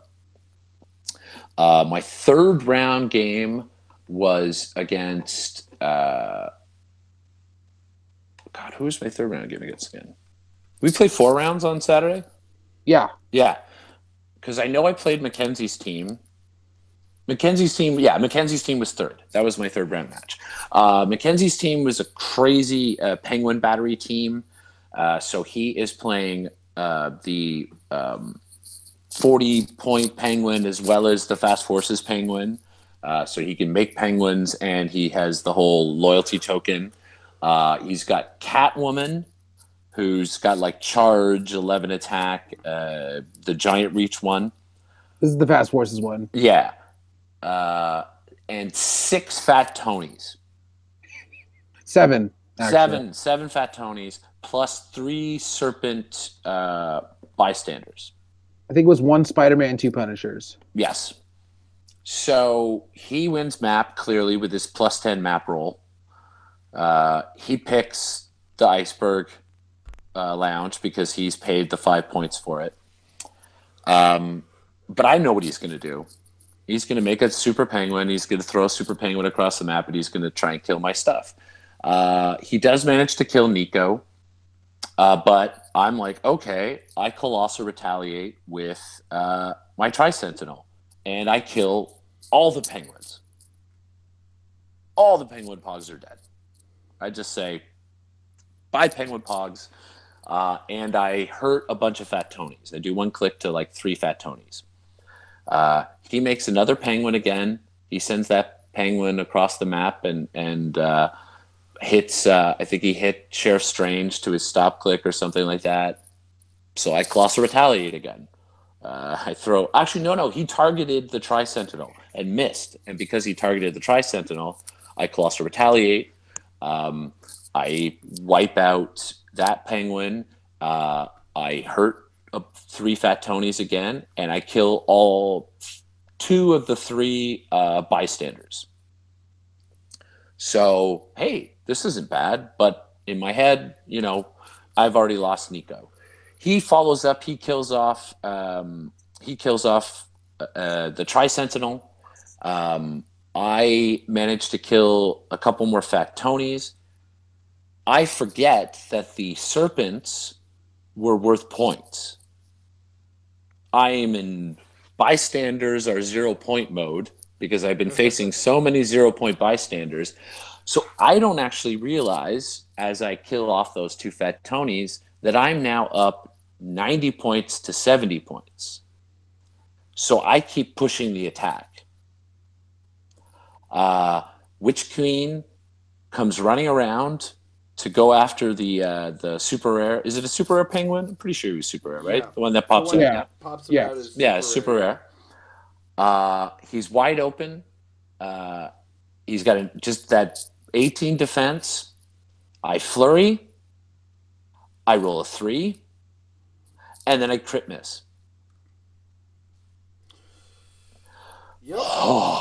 Even if one of those hits had hit, that penguin was dead. No more making penguins. There's 40 more points. Yeah. He then manages to kill my Witch Queen with a 6 blades roll from a Serpent Spider-Man. And then it all falls apart from there. So for the 3rd round in a row, I lose Witch Queen's power. So, yeah. So 4th round match is against, I believe his name is Steven. I don't remember Steven's last name.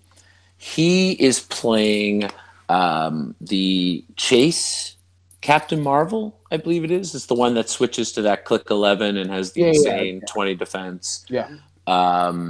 Sam Cap. Fast Forces Penguin. Thank you.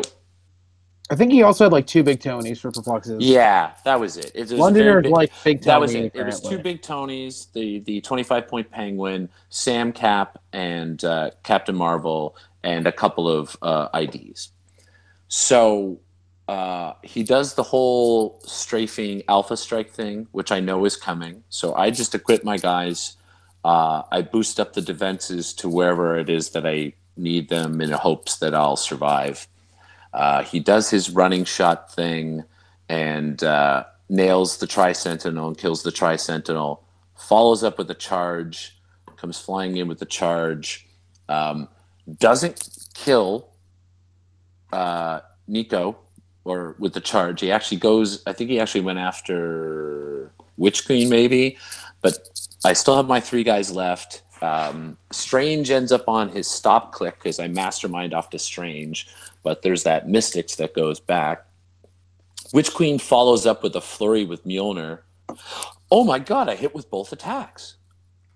Oh my god. So of course, Captain Marvel anyway switched over to her beefy click. And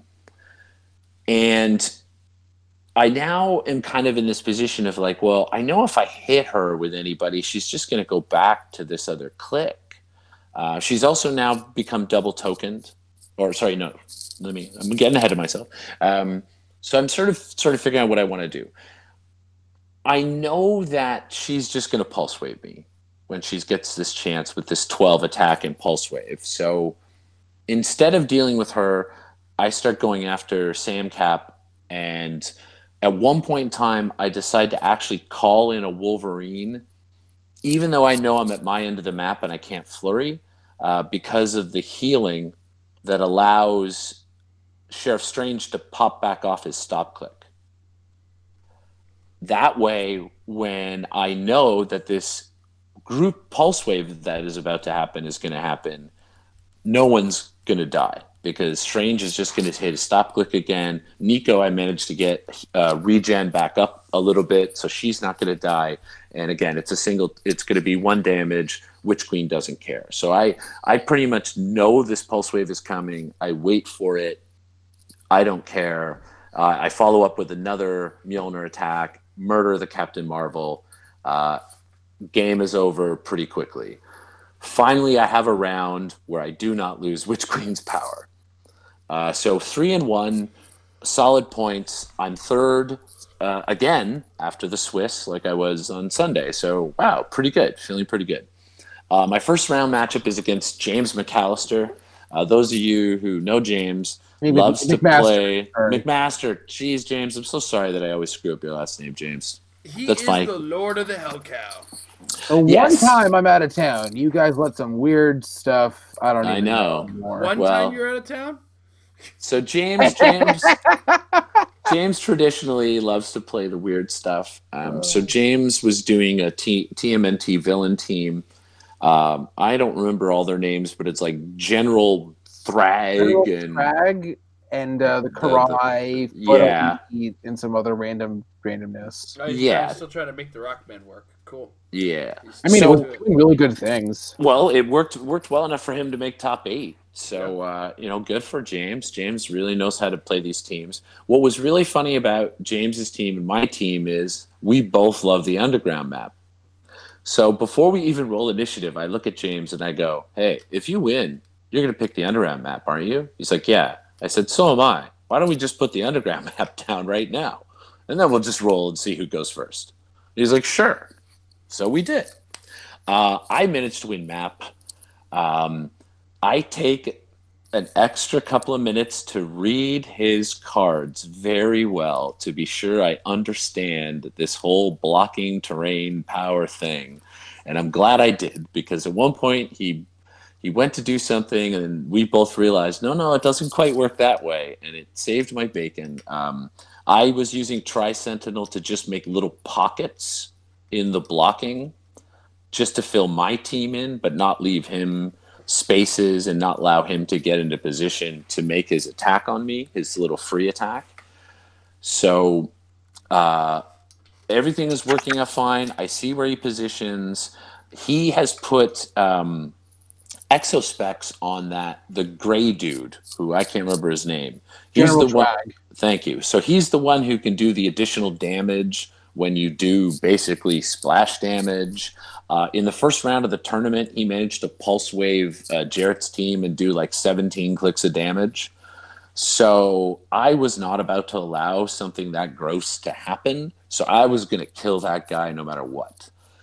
I waited until I was in exactly the right position to be able to move Tri-Sentinel up with a carry, destroy 2 squares of blocking, one after the other, to do 2 penetrating, one after the other, to this General Thraggy dude, to get him down the 2 clicks.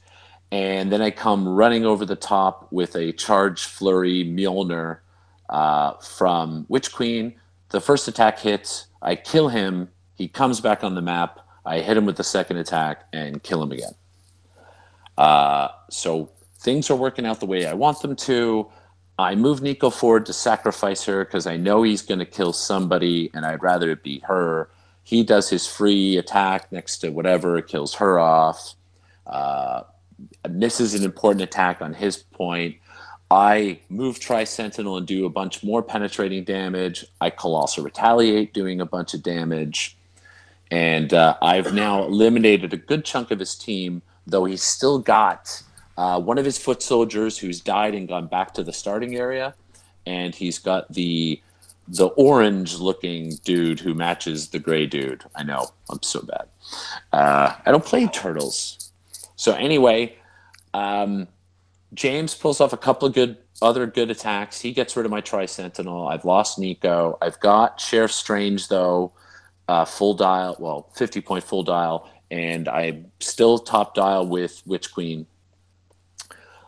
And then I go to attack, and I crit miss with Witch Queen. As one does. And I lose her power for the 4th time on the day. I'm never playing Witch Queen again, man. I cannot play a figure that suffers that much from bad dice because my dice are really mean. Eventually I had to make it so that the only misses, and in fact at this point in this game, the only things that were misses for me were crit misses. 3s weren't even misses anymore. I was putting all perplexes into attacks with Mjolnir attacks. I was attacking with a 15 attack and crit missing. So, but I'm up enough on points.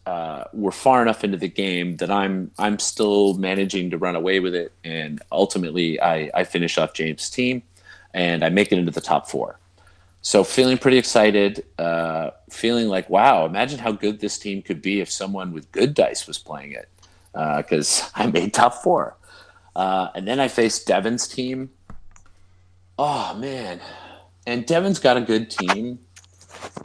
And what was really hard about it was everything was actually going exactly the way I wanted it to. He was moving up his team. His is, so it's the Fast Forces main set Giant Girl and 2 Fast Forces Giant Girls, 2 Fast Forces Hulks, Old Man Cap, and Cap Resilient. Pretty sure that was Old Man Cap being the Avengers Defenders. Yeah, Avengers Defenders one, and then Exospecs and Symbiote on the Hulks. Very effective, of course. The move and Quake, and then sidestep and Quake, and hypersonic and Quake, and Quake. So much quaking. I knew it was coming. I'm pretty sure he got Nico relatively early, but I was doing everything that I wanted to do in terms of I shot the main set, the healing Giant Girl. I actually just used a regular attack with my Tri-Sentinel. He sidestepped 2 squares out of his starting area and shot 9 and killed Giant Girl.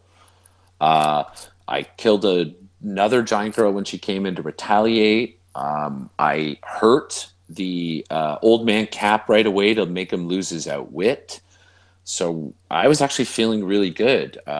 Devin threw his Hulk in, and I knew it was going to happen, and he was in my face, and it's a scary thing, but I'm like, okay, I still know what I want to do. So then I decide I'm going to flurry, and I have basically two targets. I've got the Hulk, and I've got the last remaining giant girl.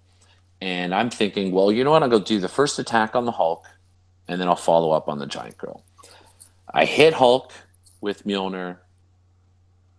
Devin rolls his impervious. It comes up a 2, but the edge of it is just on the edge of a token. Just barely kissing the edge of the token. But, we're fair. And I'm like, put a die on top, and he puts a die on top, and the die slides off, so we say it's cocked. And don't you know, when he re-rolls that impervious roll, you better believe it's a 6. And now I have a choice. Do I just finish off the other giant girl, or do I try and finish off this Hulk again? And of course I try and finish off the Hulk again. And of course he rolls 6 on impervious again. So it all pretty much, that was pretty much the story of it. Dice decided to never go my way after that. Devin put Sheriff Strange on the stop click. I managed to sort of get back off it again, and then what I did was I knew he was going to try and quake him, so I actually called out Wolverine, even though Wolverine wasn't going to attack, to be on the back side of Sheriff Strange. So not only could I heal Sheriff Strange back off the stop click, but I knew the only angle that he could attack Sheriff Strange on that would be a single target quake would knock him back into Wolverine, meaning he wouldn't be able to be knocked back into the edge of the map and thus killed, being on his stop click. Great idea. And then I tried to retaliate on him with Witch Queen, and I missed. And it just, he just ruined me from there. Witch Queen took one big hit for, I think, 5, went to her last click. He followed up with a giant girl on a retell or whatever. It was all over. Wow, those dice were very mean. Devin's a great player. There's never room for error when you're playing someone like Devin. He plays the game very well. He does the math very well. He comes in fast and hard, does big hits where he needs low dice rolls. So that's just how it goes sometimes. Again, I made top 4. Super happy to make top 4 with that team, especially because I've been practicing it for so long. But I made the vow that day that I will not be playing Witch Queen ever again in competitive. I cannot play a tentpole team, especially not a tentpole team that suffers that badly from misses. 11 threes, man. I believe 15 over the course of the weekend, I think I rolled. And at least 5 crit misses. Good times. Anybody wonder why I'm not using Witch Queen? Yeah, right? When I went to that charity tournament at Turtle Games, and there was, I think, a good succession of like 10 attacks in one game I had made where I missed. My opponent looked at me like, how do you just deal with this? So you become numb to it eventually. Well, as an example of bad dice, there was a moment in a battle royal yesterday. I managed to get a battle royal in. You would have loved it, Jay, because it was epic in that I had Stegron on my team, as well as Mr. Negative and a President Osborne. Attaboy.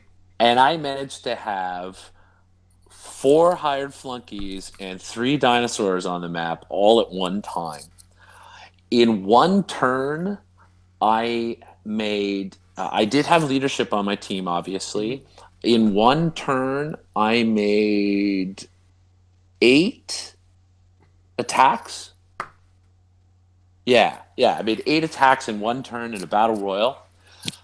And the ceiling. and the ceiling. And only 2 were hits. Yep. The hardest part, too, of that game, Aiden pulled that Ultra Chase. Yeah, again, that is his 3rd time pulling that Ultra Chase, I think, at this point. Yeah, 3rd. And I came 2nd. Because everything that I actually did damage to, Patrick killed. Brutal. Yeah, so, dice. Dice, man. Yikes. But it was a great day. I got to say again, CBA, one of my total places, Comic Book Addiction, one of my total favorite places to play events. They always run amazing WKOs. We had such a blast yesterday. 401 games in Vaughan, nice venue. Wish it was closer. Same with CBA. But we also had a great time that weekend. So many great players, so many great moments. HeroClix is awesome. Jay did a fantastic job with Jay running the event and judging the event on Saturday. That doesn't sound right. Jane and Michael and Ryan at CBA did an amazing job yesterday. So I think it was a fantastic weekend for clicks, for WKOs. And in spite of losses, it was a win-win-win overall, for sure. Alrighty.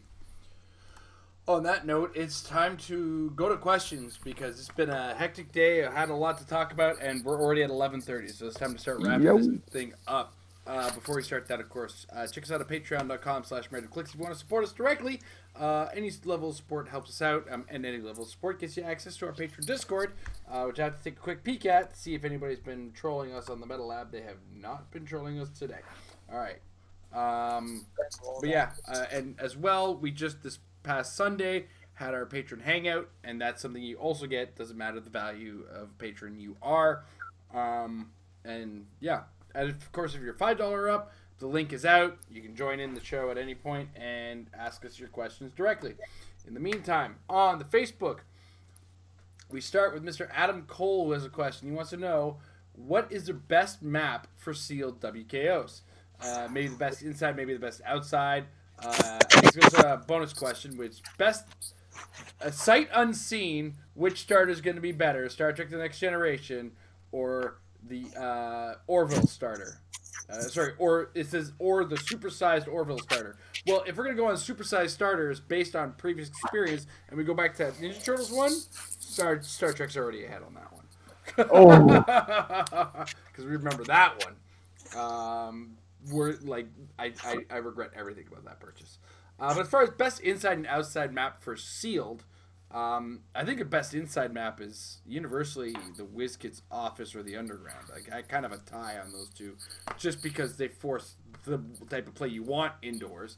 As far as outdoor, I guess both versus Wakanda right now are legal, so I'd say both are pretty solid outdoor maps. But again, like overall, it's really hard to say specifically because there's so many factors when it comes to sealed. What is the set layout?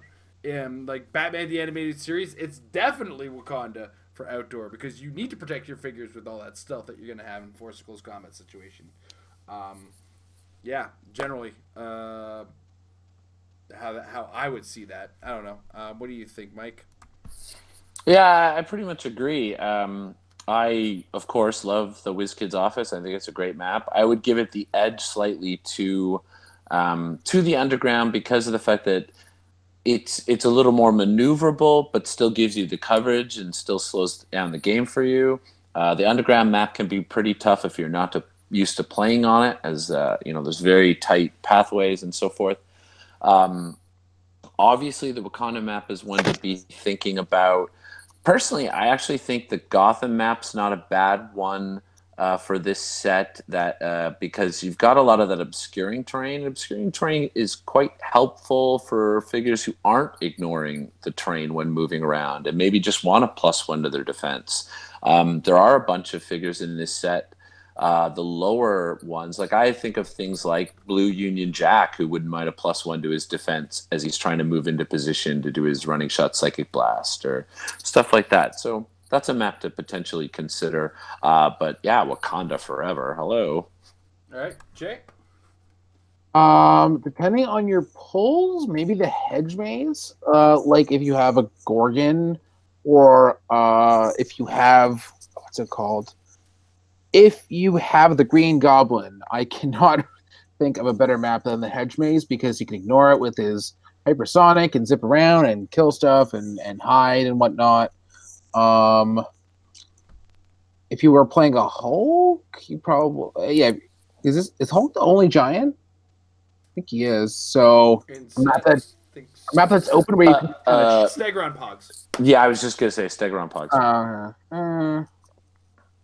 Sure. I guess. I'm just more thinking of what's like a super real threat. Like Sargon's good. So many people. When I did my primer, I said Sargon wasn't that good. Pat disagreed with me and told me about a sealed event where Sargon won. But point being, you probably want to prepare for Hulk specifically because I think he's the single best piece in the sealed set. So you want something where you can just go pew pew and hit him before he hits you, sort of thing. There's a lot of walkers, but there's also a lot of ignores elevated between like all the Venoms and the Daredevils and the Flyers and whatnot. So you probably want something where you could be annoying with it. Maybe Galador Promenade, just be zipping around the elevated while your opponent has to struggle to walk out with some of their walkie characters is fun. And also depending on what you pull, if you have theme, I could see Wakanda being very useful for the extra defense and theme prop against your opponent, especially if your opponent doesn't have theme.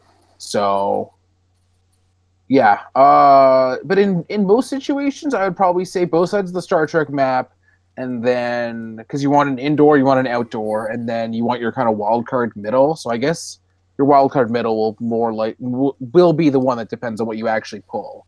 But by default, the 2 Star Trek maps always. Yeah. All right. Next up, Andrew Fairweather. So I was reading your article about pauper teams. I don't think I wrote one. I had a quick question. If you were to do an Everyman Citizen Syndicate team, who would you be on that team? So this is one of those... I'm running into this a lot lately. There is HeroClix Pauper, and then there is Everyman. Everyman is the format I run, and I haven't written an article about it yet, because I still have to send that into Patrick after I remember to have Amber proofread it for me. Or somebody proofread it for me. Probably going to be Amber. And so the pauper format is commons and uncommons. And I just to quickly go over it, if I was to build Sinister Syndicate in the format, Rhino is a definite consideration. As I think he's just really tough in the format as it is. I don't know. Have you guys put any thought into my stupid little silly format or... Unfortunately, not really, because there have not been any events planned for it. Yeah, guilty. President Osborne. For that pauper Well, format, Jason's format wouldn't allow. President Osborne, he's uncommon.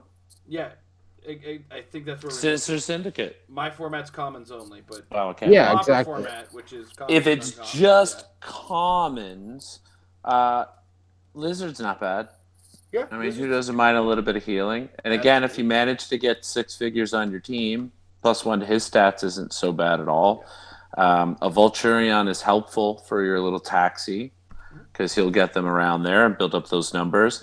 Tinkerer can make you a whole bunch of light objects for Lizard to leap and pick up and run in with. So that's not bad stuff. Yeah. I like how Tinkerer and Vulturion add up to 50, and then the rest of those kind of characters are 50, so the math is actually really good.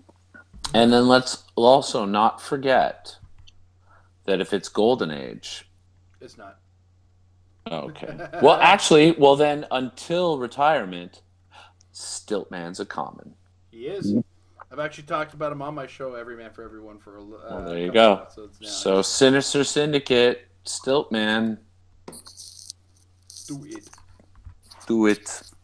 All right, next up, Michael Fedor. As a follow-up from yesterday's patron hangout, I was able to locate where I put down the Earth X map from Sealed event approximately 10 minutes after the episode ended. His actual question, I traded a Kree Sentry back when, this is the giant figure number 3, back when Avengers Infinity came out. Am I going to regret this even more with the new Captain Marvel set?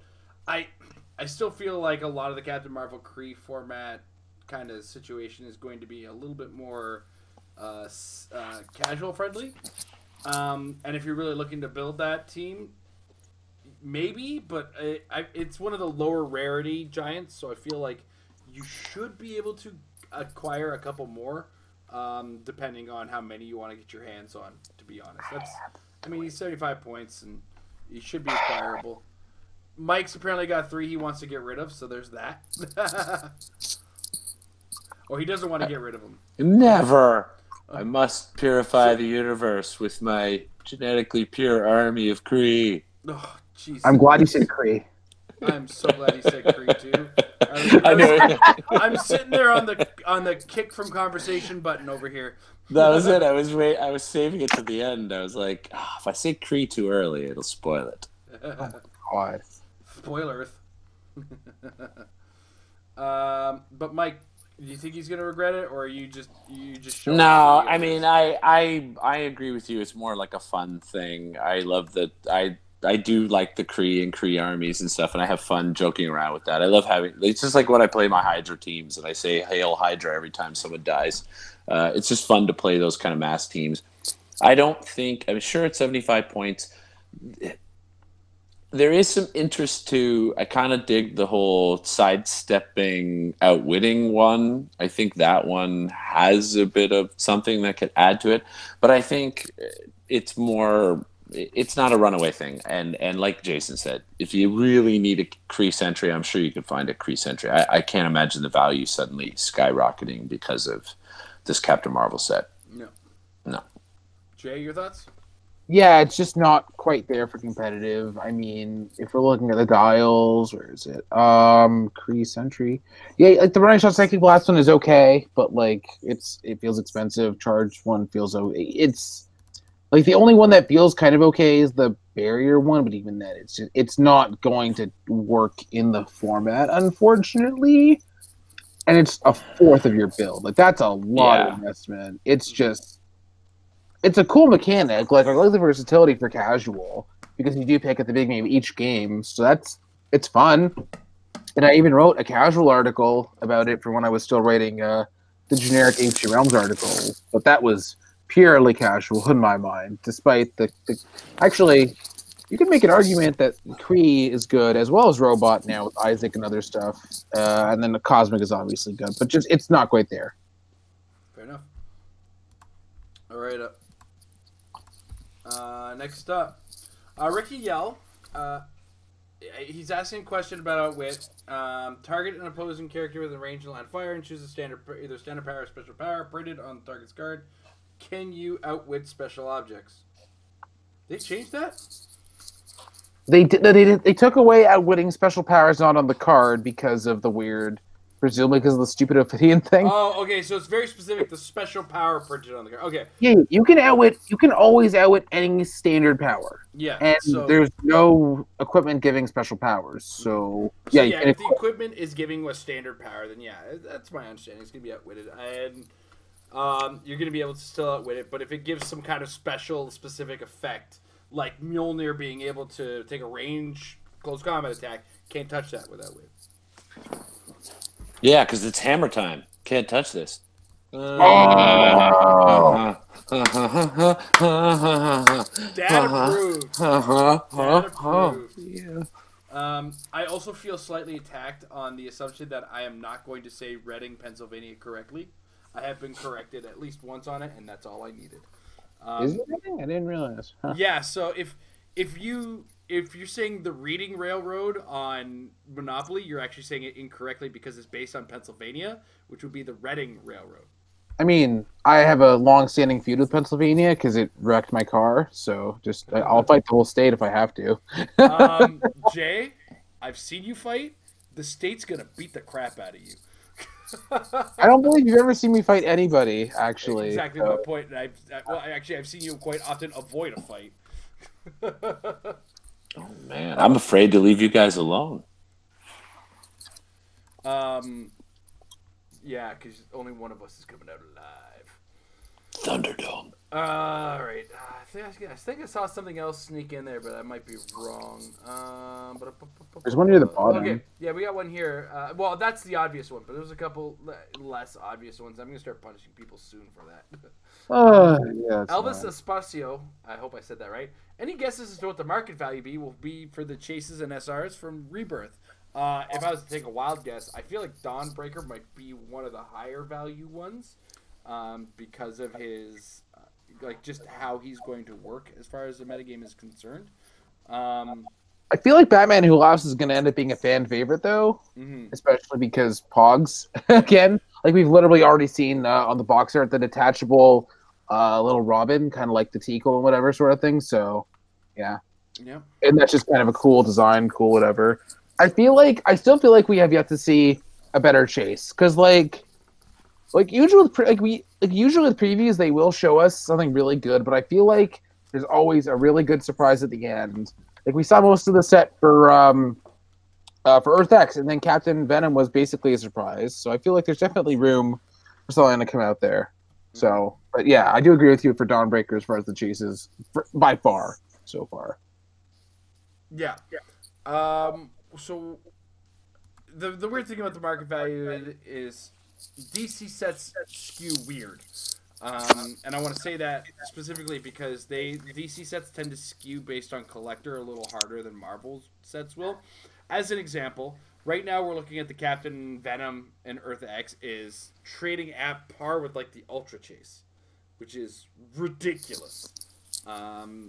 It's absolutely bonkers, off the wall insanity. But part of that is because Captain Venom is going to be defined by the metagame.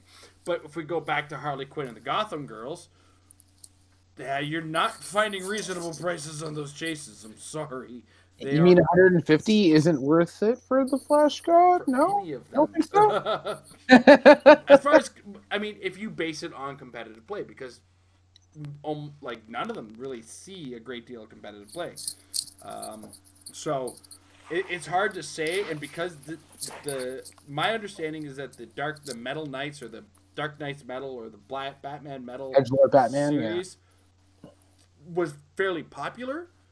So I think that's going to skew the chases fairly high. But what we've seen from the Super Rares as well, the Super Rare Prime is rare, very rare, so it's going to skew high at first, and then it's going to trickle down. Super Rares themselves drop. Like the Spider-Woman is better from the Earth X set, but it's not very valuable, and Bizarro is less good. So, and then the Super Rares. I mean, we've seen Clayface, so it's and Black Manta. And yeah, don't you forget about Black Manta. I think they'll skew at like the $15 to $20 range, and then start to kind of drop and raise based on functionality in the metagame. Because super rares tend to do this thing where like they stabilize early, but there's going to be a couple of them that kind of skew high, and then they start to do their dips in either direction, dips and flows once they start to see play. So. Well, DC also kind of has an inherent rarity where there's just less of it. So you're not gonna like, as far as the characters are like the actual characters are going, you're not gonna get repeats of them as much as Marvel because they just have one set a year, and Batman fans are gonna be rabid about these, so about the chases. So yeah, and you have what's the word? You have cross promotion because you have like a Batman who's also a Flash, and you have a Batman who's also Green Lantern, and this, that, and the other. So like, yeah, there's gonna be people that want all the chases because they want everything, and then there's gonna be people who just want the other ones, and there's gonna be people that want the dials. It's just it's nuts. It's gonna be nuts. So basically, secondary market prices are gonna make 0 cents on this set. Brace yourself, folks. Anything you want to add there, Mike? Or nope, you guys covered it. All right. This kind of stuff tends to be a little bit like I find myself repeating myself about this stuff a lot. So. All right, and last question we have here, Ricky Yell, follow-up from the other week. Okay, yeah, so this question came up. I asked this on our Discord, and I wanted to make sure I had both my rules guys kind of talk over it before I said anything else. And then Jay actually gave one answer, and then his mind changed on it. Well, PJ just said I was wrong, and it was true. And you see, what PJ said, I specifically stated in my original ask. So which was causing my original confusion. So if I attack a dude who both has super senses and mastermind, when the attack is made and we consider the dice roll and these things, we're in that would-be hit state. And now both powers now actually trigger at the same time. But now because of the new way this is worded, this is when the trigger occurs. So now the triggers occurred with two powers simultaneously occurring, so the active player gets to choose the order in which the powers occur. So, of course, the active player, being the smart person, is going to say, hey, you're going to mastermind first, so they're not even going to get a chance to do that super senses in the first place, because they're either going to pass on the attack or they're going to move on to super senses. I mean, that's generally going to be the case. So, my understanding with PJ and Jay kind of talking it out and hashing it out is that active player gets to choose which power will trigger first. And yeah, so because of these would-be hit state that kind of exists, which is the would-be and then becomes hit, kind of hits this. Once you mastermind the attack away, the character becomes the hit target of the attack. Yeah, there's actually surprisingly a lot of simultaneous effects in areas where you wouldn't expect it. Like this actually came up. What was it? The open. This came up with Mike because he likes making my life hard. Because I do. Mike has the Nico that has the power that says the prob, and then she can immediately prob it again. But if your opponent has prob, those are both simultaneous. But it's a question of which prob you want to let go first. Although it's already very rare where both players are going to want to prob the same roll. But it can happen. It's just one of those weird things where you have to consider active player deciding order of simultaneous effects. Yeah, because a weird game. Active player defines order is the thing you kind of have to be aware of. This isn't as defined as Magic the Gathering tends to be, where it's like then there's an order on the stack, which gets confusing as more and more powers go on. But then like when you do more and more things in Magic, they clean up in reverse order to a certain degree, or original order rather, first in last out. Anyway, they have an order to it. I don't know. What are you talking about? What's this magic? Shush your mouth. Ew, Wiccan. What are you talking about? Hey, just remember, Hasbro talks to these guys a lot. Who knows where these contracts are going to go eventually? Brace yourself, fools. All right, that said, that's all the questions we got. It's been a pleasure having you guys on the show today. Mike, thank you very much for joining us. Jay, thank you very much for joining us. Kind of, sort of, I don't know. I dealt with you. I also want to take a second to thank our sponsors over at MajesticCCG.com, the longest sponsor here at Married with Clicks, and they're also your one-stop for all things HeroClix. The MajesticCCG.com is a great first stop, and of course, if you're really taking that dive into competitive play, I can't stress enough the value that you get out of your $3 per month by joining the Apex Insiders. There's some really great minds of the game, all tried, practiced, and successful players in the game of HeroClix who share their knowledge, and the site just asks $3 a month to get that coming in. I mean, if they're going to share their information, they got to get something for it, and that's where the value comes from. And as well, you get the value of their shared experiences, their shared information, and it's super useful stuff to be working off of. PJ just put that article up about all the meta stuff coming up. That's right. So keep your eyes open on that. And of course, I want to thank our patrons over at patreon.com/marriedwithclicks. Get access to the Discord, get access to the patron hangout. It's all great to share with some other minds in the game of HeroClix who help support us. Of course, use the comment section, use your subscriptions. All that kind of stuff supports us. If you don't like the video, dislike it. A lot of people seem to dislike our stuff. As I shared on the Shots Fired discussion.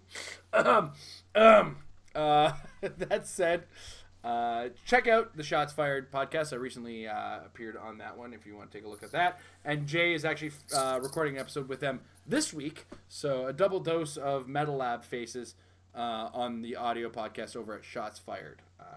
They're a good bunch of guys. It's a little bit less PG than we try to keep it here. So just be aware of that as you find your way over there. But with that said, WKO season's not over. There's more to come. And it means it's time to start thinking about the team that you're going to play and start trying it out. And that's called practice. That practice will make your team better. Have a good night, everybody.